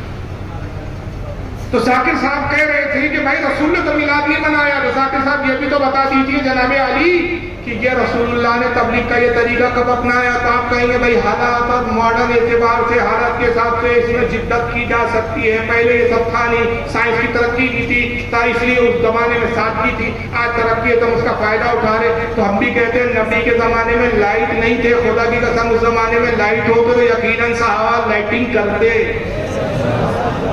جبریل جھنڈے لائے، اس زمانے کے اعتبار سے جھنڈے تھے، جھنڈے لائے، اگر اس دور میں لائٹ ہوتی تو نورانی تو قدرتی نور تو تھا، صحابہ کرام ظاہری نور لائٹنگ کو بھی لگاتے، وہ بھی سجایا ہے، جلوس بھی نکالا جاتا۔ تو جو دور کے حساب سے جو چیز رائج ہوتی ہے، جو اظہار محبت کے لیے اور اپنی محبت کے اظہار کے لیے جو طریقہ ہوتا ہے، اس پر آدمی عمل کرتا ہے، بادشاہ جو شریعت سے نہ ٹکراتا۔ اب آئیے ذرا ایک ساتھ غور کر لیجیے، حالانکہ یہ مر گئے ہیں، لیکن یہ دوسرے معاملوں میں بڑے نرم دل ہوتے تھے یہ، اور دوسرے معاملوں میں بڑی نرمی کی باتیں کرتے تھے، پارا بڑا گرم ہو جاتا ہے۔ ان جناب کا نام ہے ڈاکٹر اسرار ہے، اب ان کو سن لیجیے کتنے نفرت بھرے تھے۔ عید میلاد النبی ایک نئی عید ہو گئی ہے، کیا اس کا حکم دیا محمد رسول اللہ نے؟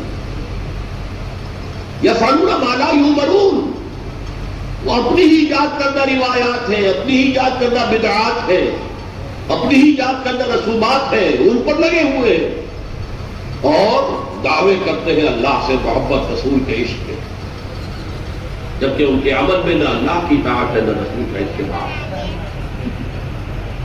اب جب ایسی امت پیدا ہو جائے تو کیا کریں؟ فمن جاہدہ بیدہ فہو مومن، تو جو مسلمان بھی ان کے خلاف جہاد کرے گا اپنے ہاتھ سے، اپنی طاقت سے، وہ مومن ہوگا۔ ومن جاہدہ بلسانہ فہو مومن، اور جو ان کے خلاف جہاد کرے گا اپنی زبان سے، وہ بھی مومن ہوگا۔ وہی 3 درجے۔ ومن جاہدہ بقلبہ فہو مومن، دل سے نفرت رکھ کر جو جہاد کرے گا بالقلب، وہ بھی مومن ہوگا۔ فما وراء ذلک من الایمان حبۃ خردل، اس کے بعد تو ایمان رائی کے دانے کے برابر بھی نہیں ہے۔ عید اچھا، سعودی عرب میں 24 ستمبر کی تاریخ کو نیشنل ڈے منایا جاتا ہے۔ پوری تاریخ کھنگال لائیے اسلام کی، رسول اللہ نے جس تاریخ کو مکہ فتح کیا، فتح مکہ کبھی بعد میں نہیں منایا گیا، کسی صحابی نے نہیں منایا فتح مکہ، مگر نجد کی اولادیں آج نیشنل ڈے مناتے ہیں، جس تاریخ کو انہوں نے سعودیہ پر قبضہ کیا تھا، ترکی حکومت کو ہٹایا تھا۔ مگر ذاکر نائک کا لے لو، آپ اسرار احمد لے لو، آج کے موجودہ ان کے جتنے مولوی صاحبان ہیں سب کو لے لو، کسی کا آج تک بیان نہیں آیا کہ ثابت نہیں ایجاد ہے، بدعت ہے، رسول اللہ نے نہ اس کا حکم دیا نہ نبی نے اس طرح منانے کا حکم دیا. سب کی زبانیں خاموش. کیوں؟ کیونکہ سعودیہ کی روزی روٹی اور ان کی زکات و خیرات پر ان کی پرورش ہوتی ہے. وہیں سے ٹکڑے ملتے ہیں. اگر ان کے خلاف بول لیں گے تو ٹکڑے آنا.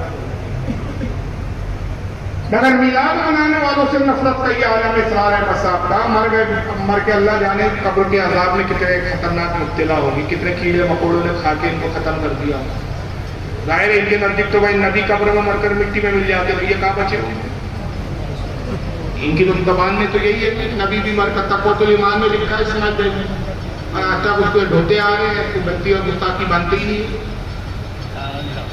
تو پھر مجھے حق ہے کہ میں بھی کہوں کہ اسرار احمد بھی مر کر مٹی میں مل گیا اور عذاب میں مبتلا ہو گیا. نفرت کا عالم یہ ہے کہ کہتے ہیں عید میلاد النبی نئی عید ہو گئی ہے. کیا رسول اللہ نے اس کا حکم دیا؟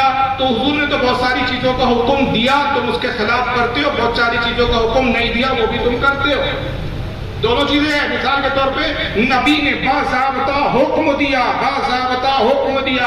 سنن ابو داؤد کتاب المساجد پہلی حدیث آقا نے کہا اللہ لعنت کرے یہود و نصارہ پر جنہوں نے اپنی عبادت گاہوں کو مزین کیا، خوبصورت بنایا. عنقریب میری امت بھی ہلاک ہوں گی جو اپنی مسجدوں کو خوبصورت بنائیں گی اور ایک دوسرے کی مسجد پر فخر کرے گی.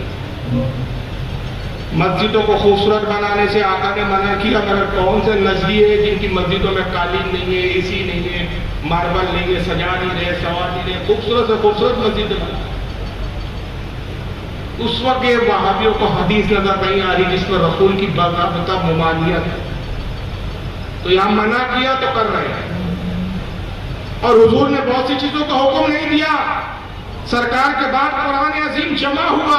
آج ہر کوئی وہی قرآن پڑھ رہا ہے لیکن اس کو بدعت نہیں کہہ رہا ہے. قرآن عظیم میں زیر و زبر نہیں تھے، بعد میں لگائے گئے. نبی نے نہ زیر و زبر لگوایا نہ حکم دیا، بات کے علماء نے کیا. آج ہر وہابی وہی قرآن پڑھ رہا ہے. چاہیے کہ اگر تم بدعت کے اتنے مخالف ہو تو وہ قرآن پڑھو جس میں اعراب اور زیر و زبر تھا. دو آیتیں بھی ٹھیک سے نہیں پڑھ پائے. صرف نو کے جو اصول اور قانون بنائے گئے، رسول نے اس کا حکم دیا نہ رسول کے زمانے میں تھے. مگر آج کون سا ادارہ ہے، چاہے دیوبندیوں کا ادارہ ہو، چاہے نام نہاد اہل حدیثوں کا ادارہ ہو، جہاں پر صرف نو نہیں پڑھایا جاتا. حدیث کی کتابیں اور حدیث کے اصول جرح و تعدیل کا خط ایجاد کیا گیا. حدیثوں کو پرکھنے کے لیے جرح اور تعدیل کی کسوٹی پر اس کو دیکھا گیا. اس کے لیے کتابیں، اس کے امام ہیں، وہ پڑھایا جاتا ہے، پڑھا جاتا ہے. نہ نبی نے حکم دیا نہ نبی کے زمانے میں تھا. آج ہر مدرسے میں ہر مولوی کر رہا. اماموں کی تنخواہ رسول کے زمانے میں مقرر نہیں ہوئی، صحابہ کے زمانے میں مقرر نہیں ہوئی، بعد میں مقرر ہوئی. آج ہر مولوی تنخواہ لے رہا ہے. بغیر تنخواہ کے امامت کرنے کے لیے جو تیار نہیں، نہ مدرسہ پڑھانے کے لیے تیار. مگر اس وقت ان ملاؤں کو یاد ہے یہ بھی بدعت ہے. مگر کاپی پیٹ کا سوال ہے تو اب بدعت بھی حجب ہو جاتے ہیں. سعودی عرب کی بات لے لے آپ، نیشنل ڈے بنا رہے ہیں، اس پر نہیں بول رہے کہ بھائی یہ بھی بدعت ہے. اور سب سے بڑھ کر یہ کہ میں بارہا کہہ چکا ہوں کہ سعودیہ میں تہجد کی اذان ہوتی ہے، یہ بھی بدعت ہے. نہ نبی کے زمانے میں تہجد کی اذان ہوتی تھی، نہ ابو بکر صدیق کے زمانے میں، نہ حضرت عمر کے زمانے میں، کسی کے زمانے میں نہیں ہوتی تھی. یہ آل سعود کی بدعت ہے. تہجد کی اذان دے رہے ہیں مگر آج تک نہ دیوبندی ملاؤں کی زبان کھلی نہ اہل حدیث ملاؤں کی زبان کھلی کہ بدعت کیوں رائج کی ہے. تو بہت سے کام رسول نے نہیں کہے تم کر رہے ہو، بہت سے منع کیے وہ بھی تم کر رہے ہو. مگر اسرار احمد صاحب کی نفرت کا یہ عالم ہے کہ ان کو سعودیہ سے مخالفت نہیں ہے، ایاز سعودیہ سے اختلاف نہیں ہے. ان کے بارے میں کبھی اللہ کو لے کر استعمال کیا. مگر سنیوں سے نفرت کا یہ عالم ہے کہ جب ایسی صورت پیدا ہو جائے کہ لوگ میلاد النبی منائیں تو یہ اتنی بڑی بدعت ہے کہ فمن جاہدہ بیدہ فہو مومن. جو ہاتھ سے ان سے جہاد کرے گا، یعنی لڑے گا، مارے گا، کاٹے گا، وہ مومن.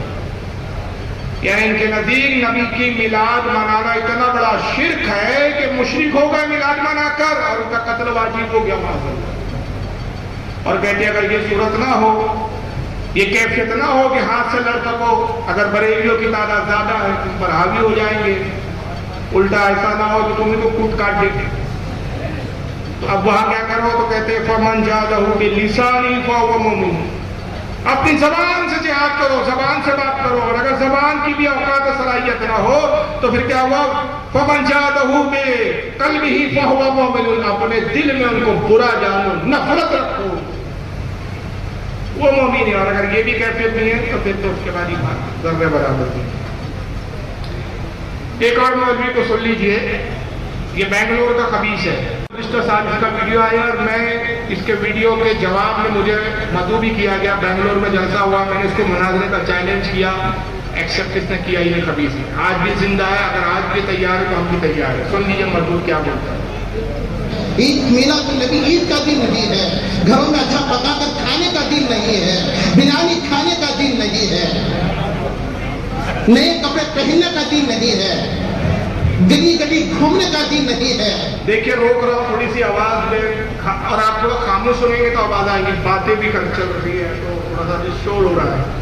یہ کہتا ہے عید میلاد النبی کھانے کا دن نہیں ہے, عید میلاد النبی خوشی منانے کا دن نہیں ہے, عید میلاد النبی گلیوں میں گھومنے کا دن نہیں ہے, عید میلاد النبی سجاوٹ کرنے کا دن نہیں ہے. صحیح بات ہے, تو اپنے ابا کی بات بولا, رونے کا دن ہے. لیکن ہم سنیوں کے لیے وہ دن کیا ہے؟ خوشی کا دن, مسرت کا دن. اب آگے آئیے کیا بات کی. یہاں سلم کہہ نیچے کہہ رہے پتہ نہیں کھانا کھاتے ہیں یا بھوک کھاتے ہیں, پتہ نہیں ہے کیا کیا لوگوں نے نہیں کیا ہے. کہ یہی محبت ہے. آپ قرآن مت مانے, آپ اگرچہ کہ میرا الفاظ کڑوے لگتے ہیں آپ کو, لیکن پتہ نہیں بھوک کھاتے ہیں یا بھوک کھاتے ہیں. اس کو بھو سے اتنی محبت ہے کہ خود بھو کی طرح دکھ رہا ہے. اس کی شکل دیکھو تو خود بھو دکھ رہا ہے. وہ بیماروں والا کالا کالا بھو ہے. وہ کہتا ہے سلم کے ایریا میں جاؤ تو پتہ نہیں وہاں کے لوگ بھو کھاتے ہیں کہ کھانا کھاتے ہیں. سمجھ ہی نہیں رہے کہ میلاد نہیں منانا چاہیے. شکل سے نہیں رہا ہوا کہ کل رات خواب میں ابلیس کو دیکھا, ساری صورت جناب کی سی تھی. اس کو دیکھ کر وہ نہیں لگتا کہ پیدا ہوا وہابی تو ابلیس نے کہا لو آج ہم بھی صاحب اولاد ہو گئے. یہ وہی ہے. لیکن میں حالانکہ دل نہیں چاہتا اس لینگویج میں تقریر کرنے کا. میرا ذرا میری سوچ بہت الگ ہے, نہ میری یہ تربیت بتانے میں. لیکن کیا ہوتا ہے کہ جب میں بیٹھتا ہوں روزانہ, جب بھی تقریر کرتا ہوں طے کر کے بیٹھتا ہوں یار آج تھوڑا سنجیدگی گفتگو کروں گا. لیکن پھر ہوتا کیا ہے کہ ان منوشوں کی جیسی ویڈیو دکھاتا ہوں اور پھر جو ان کی لینگویج دیکھتا ہوں تو پھر خون کھولنے لگتا ہے کہ یہ کیسی لینگویج میں باتیں کرتے ہیں. ارے تمہیں اختلاف ہے, دلیل سے بات کرو. ہم تم کو بارہا چیلنج کرتے آ رہے ہیں, وہ تو تم سے ہو رہا نہیں ہے. فضولیات بکتے ہو, ادھر کی ہانکتے ہو. ایک چیلنج برسوں سے کر رہا ہوں, وہ مطالبہ کر دو کہ تم کہتے ہو کہ میلاد منانے کا شریعت میں حکم نہیں ہے. ہم کہتے ہیں کہ اگر شریعت میں حکم نہ بھی ہو تو اس سے وہ ناجائز ثابت نہیں ہو جاتا. ہزاروں کام جو شریعت میں موجود نہیں ہے, لکھے نہیں ہے, مگر مباح ہے, مستحب ہے, اور وہ کام کیے جاتے ہیں. تم بھی کر رہے ہو, ہم بھی کر رہے ہو. میں نے مثالیں بھی دی کہ مدرسہ کھولنے کا حکم شریعت میں نہیں ہے, مدرسے تمہارے بھی چل رہے ہیں, کتابیں تم بھی لکھ رہے ہو, تقریریں تم بھی کر رہے ہو, اسٹیج تم بھی لگا رہے ہو, تم بھی صاحب اپنے جو ہے اجتماعات منا رہے ہو. دنیا بھر کے کام تم کر رہے ہو جو شریعت میں نہیں ہے. لیکن وہ تو تم بدعت نہیں کہہ رہے ہو. میلاد کو بدعت کہتے اور کہتے کہ بھائی صحابہ سے بتا, صحابہ سے بتا. ہم نے کہا جناب شریعت کا اصول یہ ہے, اور یہ بڑے بڑے اماموں نے لکھا, ہم نہیں کہہ رہے. امام غزالی جیسے نے لکھا, امام مناوی نے یہ لکھا, حضرت ابن حجر اسقلانی نے لکھا, خود تمہارے ابا جان ابن تیمیہ نے مجموع الفتاوی میں لکھا. اور وہ اصول یہ ہے کہ ممانعت کے لیے دلیل درکار ہے, اور جائز کے لیے اتنا ہی کافی کہ شریعت نے اس کو منع نہیں کیا. ابھی میں آپ کو دلیل بھی سنا دوں گا. شریعت نے منع نہیں کیا تو جائز کے لیے یہی کافی. تو تم ممانعت کی دلیل دکھا دو. تم کہتے ہو 2 سال ابو بکر صدیق نے میلاد منایا, کہ ہم کہتے 2 سال میں ابو بکر نے منع کیا ہو تو دکھا دو. 10 سال میں عمر نے منع کیا, ہم کہتے 10 سال میں حضرت عمر نے منع کیا ہو تو دکھا دو. جب کسی صحابی نے نہیں منع کیا تو یہ ملا کیوں منع کر رہا ہے؟ اور جہاں تک یہ ہے کہ بحث اس پر کرو کہ جس طریقے سے منایا جا رہا ہے اس کو کون سی چیز تمہارے نزدیک جائز ہے اور کون سی ناجائز ہے, اس پر بات کرو. لیکن یہ ضرور اصل چیزوں کو چھوڑ کر لفظیات بکتے, فضولیات بکتے. لینگویج اس طرح کی ہوتی ہے, ابھی دعوے کرتے ہیں کہ ہم تو اخلاق سے بات کرتے ہیں, محبت سے بات کرتے ہیں, بریلوی جھگڑالو ہوتے ہیں. یعنی یہ وہ حرام خورے کے پہلے چھیڑ دیتے ہیں, انگلی کر دیا ابلیس کی اولاد ہے, انگلی کر کے چپ بیٹھے جاتے ہیں. سامنے والا پھر غصہ کرتا کہتے دیکھے کہتا ہے ارے انگلی تو تو نے کیا, پہلے انگلی کیا کیوں ابلیس کی اولاد تم نے. देखिए उसकी लैंग्वेज का खाना खाते अगरचे कि मेरा अल्फाज कड़वे लगते हैं आपको, लेकिन पता नहीं भूख खाते हैं, भूख खाते हैं, भूख खाने से ही बदतर है। क्या यही मोहब्बत है अल्लाह के रसूल की कि मोहल्ला सवारो, पूरा मोहल्ला सवारो, चेहरे पर दाढ़ी मुड़ाकर हिजड़े की तरह फिरते रहो, कि यही मोहब्बत है? हो सकता है कि जुमा आखिरी जुमा कोई फर्क नहीं पड़ता, कोई आखिरी जुमा हो मेरा कोई फर्क नहीं पड़ता। अल्लाह खिलाने वाला, अल्लाह पालने वाला, जहां चाहे हम लोग कहेंगे, हम लोग नहीं कहते, इसका बाप पता कहेगा। लोग नहीं समझते हैं इस बात को, पूरा मोहल्ला सवाल कर है। खुदा की कसम खा कर कहता हूं, जिन जिन लोगों ने काम किया है नीचे एरिया में, सलम एरिया में, जिन जहां पर भी हो, पूरे बिल्लो, पूरे लाल किले के अंदर जिन लोगों ने काम किया, पैदाइश के दिन झंडे उठाए, जुलूस निकाले, गला गला फिरे, खुदा की कसम खा कर कहता हूं, बगैर तौबा के मर गए, जहन्नम में जाओगे। ये मेरा फतवा है, आप किसी मुफ्ती से पूछो, ये मेरा फतवा है। ये मेरा फतवा। तू है कौन? पैगंबर है, नबी है? गू खाने वाले तू है कौन? अरे खुद के आईनी गू गोबा, तू है कौन? झंडा उठाने से काफिर हो गए। तो सबसे पहले काफिर तो माज़अल्लाह फिर जिब्रील हुए कि जिन्होंने मिलाद के मौके पर झंडा लगाया। जश्न मनाने वाले माज़अल्लाह काफिर हो गए, जश्न मनाने से काफिर हो गए। अबे कम से कम हराम करो ये बोल देते तो चलो भाई तुम्हारे नजदीक नाजायज है, कहते नाजायज है, तो कौन जायज है कि गुफ्तगू हो भाई के नाजायज क्यों है? काफिर हो गए, इस्लाम में खारिज हो गए, जहन्नमी है। मेरा फतवा। अबे तू है कौन? तेरी औकात क्या है? गोबर मट्टी के पेड़, तू है कौन? इससे खुद पता चला कि इनके नजदीक जब ये सुन्नियों के खिलाफ बोलते तो दलील नहीं होती, ये अपने आप के कौल में जो मुंह में आया बक देते हैं, मगर जब सुन्नी कोई काम करे तो उससे कुरान और हदीस की दलील मांगते हैं। इनका उसूल देखो, इसने सुन्नियों को काफिर बोला, उसके लिए दलील नहीं है, हदीस ने सुनाई, कुरान की आयत सुनाई। ये मेरा फतवा है, चाहे कोई माने या ना माने। लेकिन जब आपसे मिलाद की बात करेंगे तो कहेंगे दलील तो कुरान में है कि हदीस में है। अरे आप ये मेरा मसला है, बगैर तौबा के मर गए, जहन्नम में जाकर मरोगे, कि यही मोहब्बत है। चलिए इसके बारे में सिर्फ एक ही बात बोल के मैं खत्म करता हूँ, क्या इस पे तबसरा करता, कोई बात माकूल है ही नहीं तो क्या तबसरा करता। आका सल्लल्लाहु अलैहि वसल्लम फरमाते कि जब कोई बंदा किसी मोमिन को बिला वजह काफिर कहता है, इसने काफिर कहा पूरे सुन्नियों को, और एक दो को नहीं, पूरे सुन्नियों को काफिर कहा। जब बिला वजह आका कहते हैं कोई मुसलमान बंदे मोमिन को काफिर कहता है तो अल्लाह फरिश्तों से कहता है कि फरिश्तों उसने काफिर कहा, जहन्नमी कहा, क्या ये खुदा है? चाहिए रब है? फरिश्ते कहते हैं परवरदिगार रब तो तू है। फिर अल्लाह फरमाता है क्या इसने जहन्नम पैदा की, इसने जन्नत बनाई? फरिश्ते कहते हैं मौला तू ही जन्नत का मालिक है, तू ही जहन्नम का मालिक है। फरमाया कि जब मैं जन्नत का मालिक, जहन्नम का मालिक मैं रब, फिर ये कैसे कह रहा है कि तू जहन्नमी है? ऐ फरिश्तों गवाह हो जाओ कि जिसने उस मोमिन को काफिर और जहन्नमी का, मैंने उसके मुकद्दर में जहन्नम लिख दिया, उसको जन्नती बना। फैसला यही है और ये हदीस पाक। तो तू हमें काफिर कह के तो खुद जहन्नमी हो गया, लेकिन अल्हम्दुलिल्लाह ना हम जहन्नमी हैं और ना हराम के मुर्तकिब है, बल्कि हम अल्हम्दुलिल्लाह जायज पेड़ करने वाले हैं, सुन्नी सही अकीदा है। तो बहरहाल ये मामला था कि ये इनके नजदीक बिदअत है। कोई कह रहा है जिहाद करो, कोई कह रहा है जहन्नम में जाएंगे, कोई साहब कह रहे हैं कि कासमी साहब देवबंद से पढ़े, पहले देवबंदी थे, बाद में अहले हदीस हो गए, या अहले हदीस ही रहे होंगे देवबंद, लेकिन पढ़े देवबंद से कासमी लगाते हैं तो तकैया किया होगा शिरों की तरह। लेकिन बहरहाल आइए क्या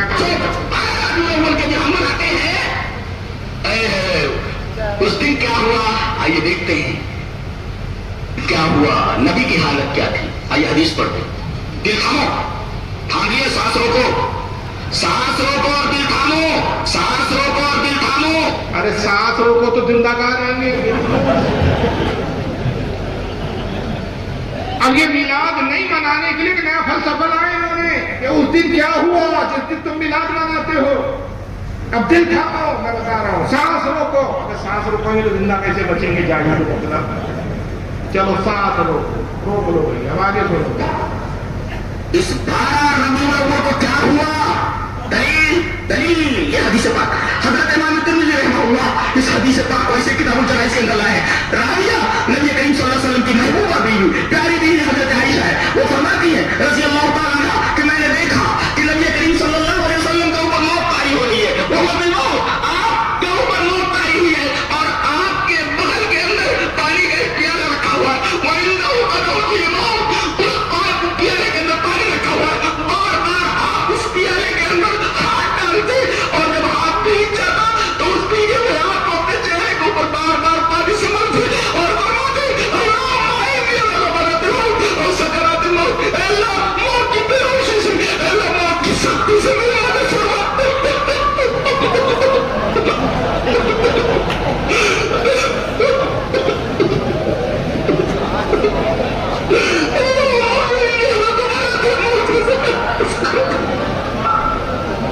मौत की बेहोशी और मौत की सख्ती पर मेरी मदद करो।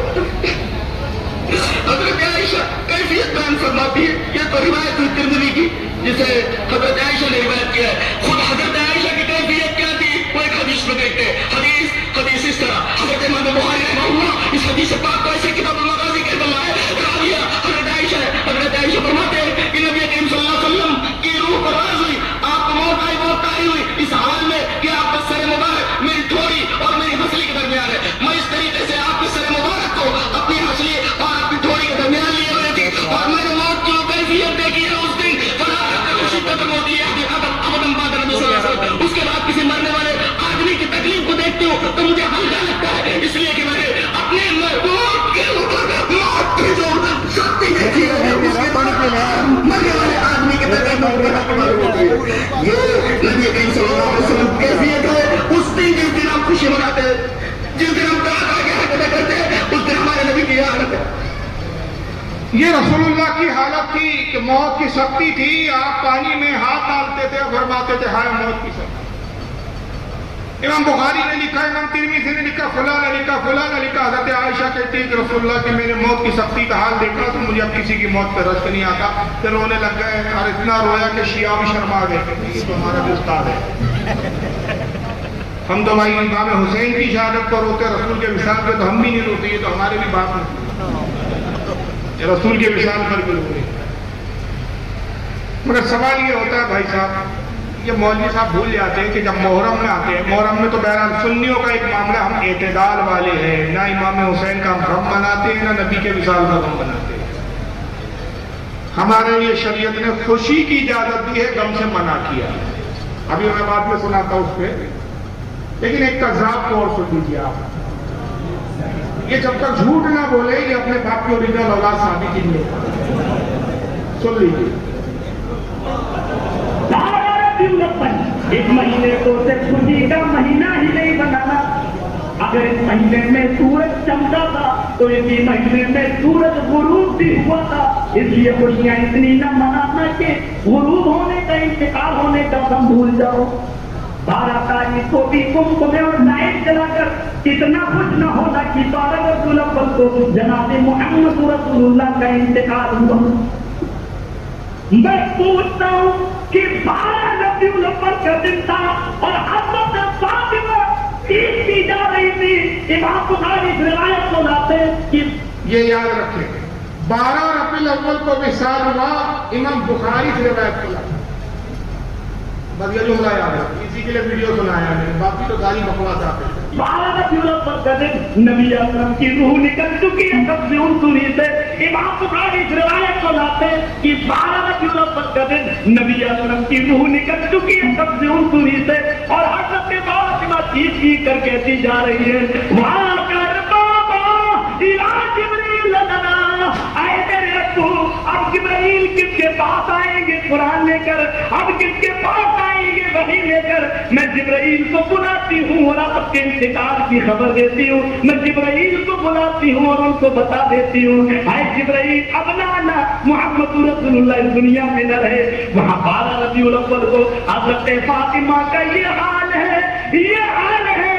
اور تم 12 ربیع الاول کو لائٹیں جلاتے ہو، خنفنے جلاتے ہو. مجھے بتاؤ تو صحیح، حضرت فاطمہ کے غم میں تم شریک کیوں نہیں ہوئے؟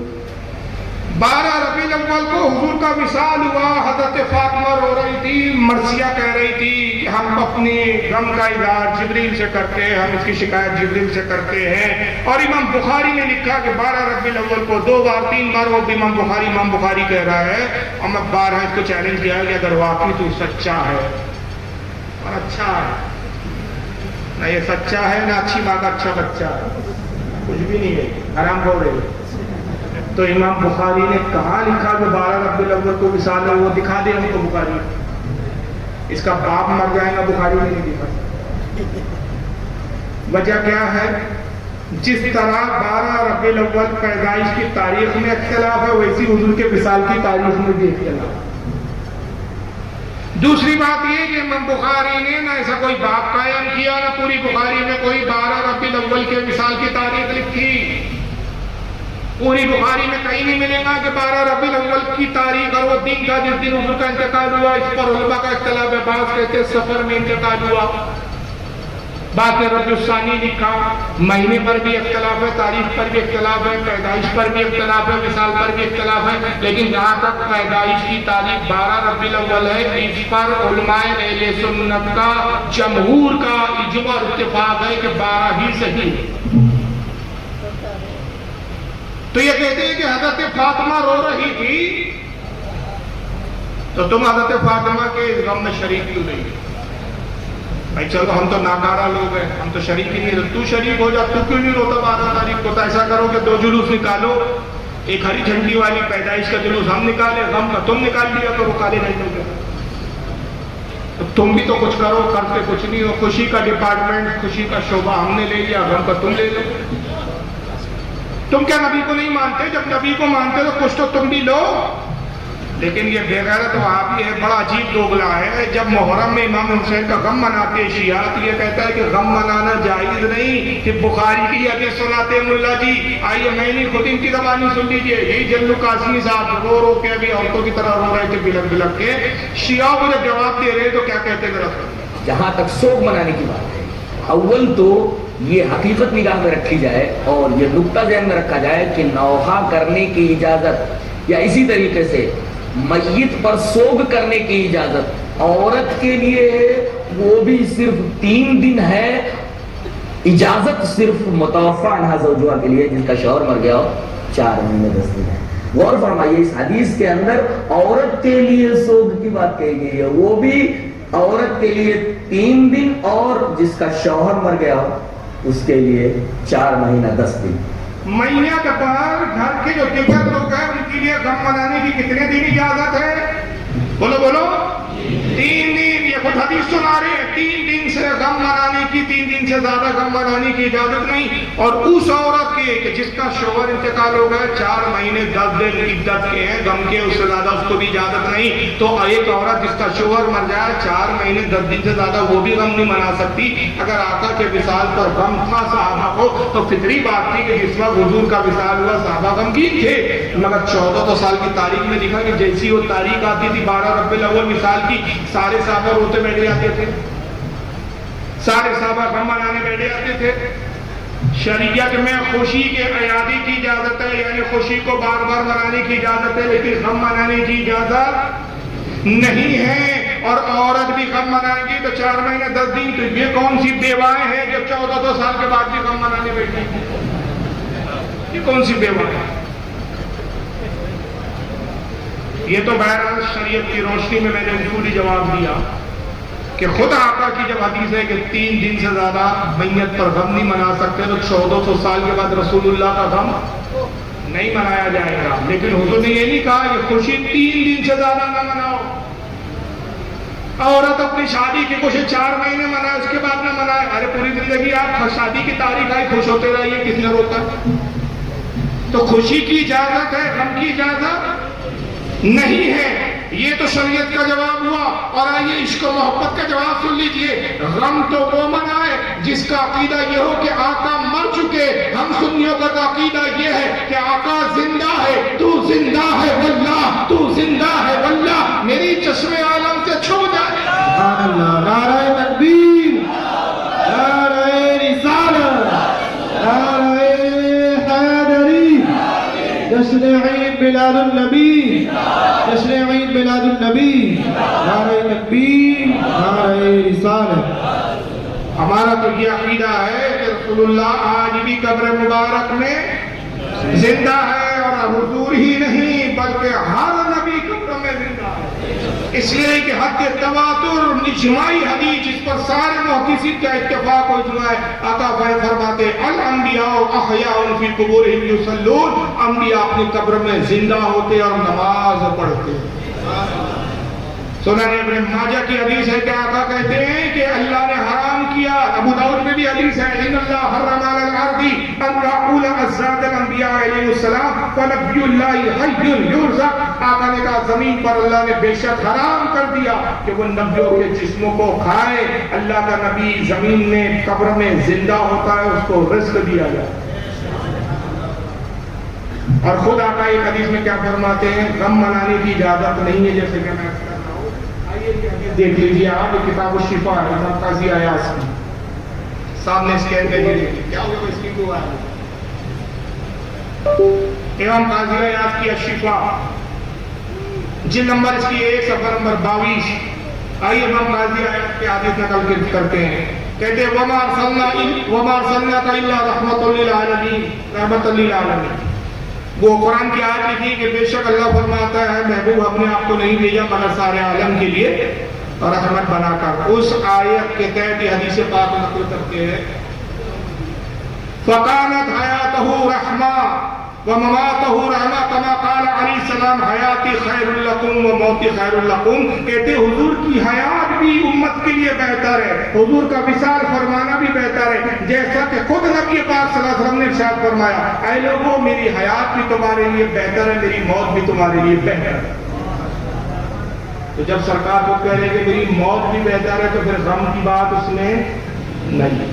موت کیوں بہتر ہے؟ ایک دوسری حدیث میں آقا فرماتے ہیں کہ جس امت کا نبی بعد میں انتقال کرے, امت پہلے عذاب میں ہلاک ہو جائے تو آخرت کے دن وہ خسارہ پانے والوں. اور جس امت کا نبی اپنی امت سے پہلے چلا جائے اللہ کی بارگاہ میں, وہ امت فلاح پانے والی. اس لیے کہ نبی پہلے جا کر اپنی امت کی شفاعت کا انتظام کر دیتا ہے, اللہ کی بارگاہ میں اپنی امت کو بخشوا دیتا ہے, اور امت اس حال میں اللہ کی بارگاہ میں آتی ہے کہ گناہوں کو بخشا جا سکتا ہے. اس لیے فرماتے حضور کی میری حیات بھی بہتر ہے. تو جب حضور کی حیات موت دونوں بہتر ہے تو ظاہر سی بات ہے کہ پھر اس پر ہمیں اظہار غم کرنے کی ضرورت نہیں ہے. آئیے اور ایک ان کا شبہ دیکھ لیجیے. بس اس طرح کے شبہات ہیں میلاد نہ منانے پر, اور ہمارا چیلنج آج بھی لاجواب. ہم نے کہا ایک حدیث ایسی دکھا دو, ایک حدیث, صرف ایک حدیث, صرف ایک حدیث, صرف ایک حدیث, ایسی حدیث کہ جس میں آقا نے فرمایا ہو خبردار خبردار میرا میلاد نہیں منانا. خدا کی قسم ہم میلاد منانا بند کر. ایک ایسی حدیث دکھا تھا جس میں کسی صحابی نے کہا ہو اے لوگوں خبردار رسول اللہ کا میلاد, نہ نبی نے منع کیا نہ صحابی نے منع کیا, تو ملا جی کو کوئی حق نہیں ہے کہ منع کرے. میں نے کہا ہمارے لیے یہی کافی ہے کہ شریعت میں ممانعت نہیں, یہی جواز کی دلیل ہے. اب آئیے ایک اعتراض کی بھی سن لیجیے. ان کا نام ہے برادر عمران, اور میں ان کو لاڑ میں کہتا ہوں سسٹر عمران. برادر نہیں ہے بلکہ سسٹر ہے, کیونکہ یہ ہمیشہ پردے میں رہتے ہیں, سنیوں کے سامنے آتے ہیں. اب ذرا ان کا ایک شبہ دیکھیں. عید عید اللہ کے نبی کی حدیث ہے, اللہ کے نبی کی حدیث ہے. اسلام میں صرف عیدین ہے. عیدین مانے دو عید, عید الفطر, عید الاضحیٰ. نبی کہہ رہے ہیں دو عید ہے, ہم تیسری عید لے کے آ گئے. عید بول رہے پھر نظامیہ نے فتوا دیا, دو آوازیں نکالی مولوی صاحب نے, اب بڑی اندر سے نکلی. ایک تو لگ رہا تھا کہ پیچھے سے ہے, سامنے سے کم لگ رہی تھی, ہاضمہ خراب محسوس ہو رہا تھا کیونکہ عید ہضم نہیں ہو رہی ہے. عید میلاد النبی کہتے ہیں. اور میں آپ کو بتا دوں کہ میلاد لفظ مولود سے بنا. مولود کے معنی پیدائش, بچے کی پیدائش, اسی سے بنا میلاد, پیدائش کا دن. میلاد النبی, نبی کی پیدائش کا دین. پھر ہم ایک لفظ کہتے ہیں عید میلاد. عید یعنی خوشی، وہ دن جس دن نبی پیدا ہوئے، خوشی والا دن. اب نبی پیدا ہوئے خوشی کا دن ہے کہ غم کا دن ہے؟ خوشی ہے تو عید ہی کہا جائے گا نا. مگر ان کو تکلیف ہے لفظ عید سے، تو یہ بڑے چیخ کر اندر سے آواز نکلی عید. ارے باپ رے کیا ہو گیا بھائی، کیا کر رہا ہو؟ نعوذ باللہ، استغفر اللہ، لا حول ولا قوت. ارے کیا ہو گیا؟ آپ کے ابا جان پریشان ہو گئی تھی، ابلیس صاحب کو تکلیف ہو گئی تھی، کیا پرابلم ہے؟ تو انہوں نے دلیل لائی کہ اللہ کے رسول کی حدیث ہے. جملے سنے آپ نے؟ ارے ہاں یا نہ بھائی؟ جملے سنے؟ آپ تھک گئے تو میں بھی تھک جاؤں گا بھائی، آپ ساتھ ہی تو نہیں بولتا ہوں. اور ایک اعلان کر دو، ایک سوال آ گیا ابھی پروگرام میں، سوال جواب کے بھی سیشن رہتے ہیں میرے، اور میں اس کو بہت پسند کرتا ہوں کہ جو بھی شبہات ہے ذہن میں، جو بھی اشکال ہے، سوالات ہے، بہتر ہے کہ جانے کے بعد تبصرہ ہو، جلد سے بھی پوچھ کے اس کو کلیئر کر لیجیے. کسی صاحب کو اگر میلاد النبی کے حوالے سے، جو کہ آج کا موضوع میلاد النبی ہے، میلاد النبی کے حوالے سے کوئی بھی اعتراض، کوئی بھی شبہ، کوئی بھی سوال پوچھ رہا ہو، بے جھجھک، بلا جھجھک، مائک پر، ایک مائک کا انتظام ہے یہاں پر ایکسٹرا، یہاں اسٹیج پر آ کر مائک پہ سوال پوچھ سکتے ہیں، میں مائک پہ انشاءاللہ جواب دوں گا. اور اگر مائک پر آنے میں ہچکچاہٹ ہے، جھجھک ہے، تو اپنا سوال کاغذ پر لکھ دیجیے اور کاغذ پر لکھ کر یہاں بھیج دیجیے. تو بہرحال سوال جواب کے بھی سیشن رہیں گے، آپ لوگ اپنے ذہن میں جو بھی سوال ہے اس کو تیار رکھیں. تو بہرحال پھر یہ آگے کیا کہتے ہیں؟ عید کہا انہوں نے، اور کہا کہ سب اللہ کے رسول کی حدیث ہے کہ اسلام میں دو ہی عید. سب سے پہلے تو یہ بردر عمران سے میرا مطالبہ ہے کہ کس حدیث میں آیا کہ دو عیدیں، وہ حدیث ہمیں دکھا دیں.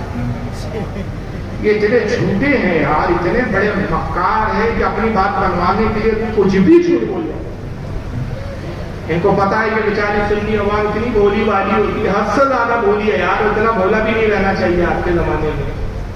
سب اناج کھاتے ہیں بھائی، ایک موبائل خریدنے جاتے ہیں تو سب عقل مند بن جاتے ہیں، وہاں پہ سب شائنے بن جاتے ہیں، لیکن دین کی بات آئی تو سب بھولے بن جاتے ہیں کہ جو بھی وہاں بھی آ کے سنا اس کو مان لیتے ہیں فوراً، نہ تحقیق کرتے ہو، نہ اپنے علماء سے پوچھتے ہو. یہ حدیث کے نام پہ سب سے بڑے جھوٹے ہوتے ہیں، جو حدیثوں میں ہے بھی نہیں، حدیث بول کے سنا دیں کہ حدیث میں ہے. کس حدیث میں آیا؟ یہ کوئی مائی کلام دکھا دے، میں غلامی کروں گا کہ رسول اللہ کی حدیث ہے، آقا نے فرمایا کہ اسلام میں صرف دو عیدیں ہیں. کس حدیث میں آیا؟ کسی حدیث میں. اب آئیے یہی اعتراض دیوبند کے ایک مولوی غیاث گنبد صاحب، ان کا نام ہے غیاث گنبد بھائی. جشن عید میلاد النبی نہ منانے پر اعتراض کیا جاتا ہے، نبی کے منکر ہے الیاذ باللہ صلی اللہ علیہ وسلم. وہ اعتراض تو ان پر ہونا چاہیے جو عید مناتے ہیں، ان پر اعتراض نہیں جو عید نہیں مناتے. بتاؤ عیدیں کتنی ہیں جی؟ دو یا تین؟ تو جو تیسری کرے اعتراض اس پہ ہے، یا جو تیسری نہ کرے اعتراض اس پہ ہے. جب رات میں فرض نمازیں کتنی ہیں؟ تو کوئی 6 پڑھے تو پھر اعتراض اس پر ہے، یا جو چھٹی نہ پڑھے اس پر ہے. بتاؤ بھائی، بات سمجھ آ رہی ہے؟ وتر کی رکعتیں کتنی ہیں؟ بولو نا. اگر کوئی بندہ 5 پڑھے تو پھر اعتراض اس پر ہے، یا جو 5 نہ پڑھے اعتراض اس پر ہے. بھائی اعتراض اس پر ہے جو عید کا اضافہ کیا ہے، جس نے عید کا اضافہ نہیں کیا اس پر کیا اعتراض ہے؟ رسول اللہ صلی اللہ علیہ وسلم کی آمد پر ہم خوش ہیں، اور اللہ کی قسم کائنات میں سب سے زیادہ خوشی پیغمبر کی دنیا کے آمد پر ہے. لیکن عید نہ کہو، عید ہیں ہی 2، عید زیادہ. یہ دیوبند کے مناظر ہے، ہم مناظرہ کرتے ہیں، مناظرہ نہیں کرتے، مجرا کرتے ہیں. مناظرے میں دلیل سے بات کی جاتی ہے، بکواسات کرتے ہیں، چیخنے کو مناظرہ سمجھتے ہیں، چلانے کو مناظرہ سمجھتے ہیں، دلیل سے دور دور کا واسطہ نہیں ہوتا. اب ان سے کسی نے سوال کیا ہے، چٹھی دے کے سوال پڑھ رہے پھر جواب دیا اس کا. کسی نے سوال کیا کہ بھائی اعتراض کیا جاتا ہے کہ میلاد النبی دیوبندی کیوں نہیں مناتے؟ تو جواب میں کہتے ہیں کہ بھائی اعتراض تو اس پر ہے جو اضافہ کرتے میلاد النبی کا، جس نے اضافہ کیا اس پر اعتراض ہے، جس نے اضافہ نہیں کیا اس پر اعتراض کیسے ہوگا؟ پھر دو انہوں نے پھر مثال دی، کہا کہ بتائیے وتر کی نمازیں کتنی ہیں؟ تو سارا مجمع نندی بیٹھ بیٹھا ہوا ہے، منڈی علاقے بیٹھا 3. تو جو 3 پڑھ رہا ہے تو اس کا تو اعتراض نہیں، جو 4 پڑھے اس پر اعتراض ہے. ظہر کی نماز کتنی رکعتیں پڑھ؟ 4. جو 5 پڑھے اس پر اعتراض ہے. 4 پڑھنے والے پر تھوڑی ہے، جو اضافہ کرے پڑھائے اس میں اس پر اعتراض ہے. جس میں 2 عیدیں ہیں، یہ تو 2 ہی ہے، جس نے تیسری عید بڑھایا اس پر اعتراض ہے. इसी को कहते हैं कहीं की ईंट कहीं का रोड़ा भान नकीर कुंभा जो। ये मैंने आपकी जबान में समझाने के लिए बोला, वरना इसको अरबी जबान में बड़ा अच्छा जुमला बोला जाता है, कयास माल फारिक, यानी ऐसा कयास के बात पूछे दलील पूछे। पूछा जा रहा है मुर्गी के अंडे के बारे में सवाल, बात जो है फजीलत बतख की सुना है। पूछा जा रहा है ऐसा औरत के बारे में, जवाब मर्द वाला दे, कुछ भी उठ पटाना। जनाब सबसे पहली बात ये कि मिलाद जो है ये हम इसको क्या फर्ज मानते हैं कि वाजिब मानते हैं? ना हम इसको फर्ज कहते हैं ना वाजिब कहते हैं, बल्कि इसको हम मुस्तहब कहते हैं। मुस्तहब और नफील अमल के लिए हुक्म ये है कि उसमें जितना इजाफा उसमें गुंजाइश है, उसमें इख्तिलाफ नहीं किया जा सकता, उसको गलत नहीं कहा जा सकता। मिसाल के तौर पे आपने जो मिसाल दी कि वित्र 3 है, जो 4 पड़े उस पर एतराज है, तो वित्र वाजिब है, और जो अल्लाह रसूल ने वाजिब किया था उसको घटा सकते हैं ना बढ़ा सकते हैं। आपने कहा 4 रकात जो है जोहर की 3 है फर्ज, तो कहा 4 रकात जो 5 पढ़े उस पर एतराज है, जो 6 पढ़े उस पर एतराज है। जोहर की नमाज फर्ज है, उसमें ना घटा सकते ना बढ़ा सकते, लेकिन नफली नमाज में इजाजत है, जितनी चाहे पढ़े, कोई 100 पढ़े, 200 पढ़े, 1000 रकात पढ़े, उस पर कोई एतराज है? तो नफल काम में कोई एतराज? उसी तरह मुस्तहब में और नफल में मिलाद में कोई एतराज नहीं है। वो तीसरी और चौथी और चौथी ईद भी अगर कोई मना ले, मुझे गौसिया बोले तो क्या प्रॉब्लम? लेकिन दोनों का एक कॉमन बात थी, और ये आजकल अखबार में बहुत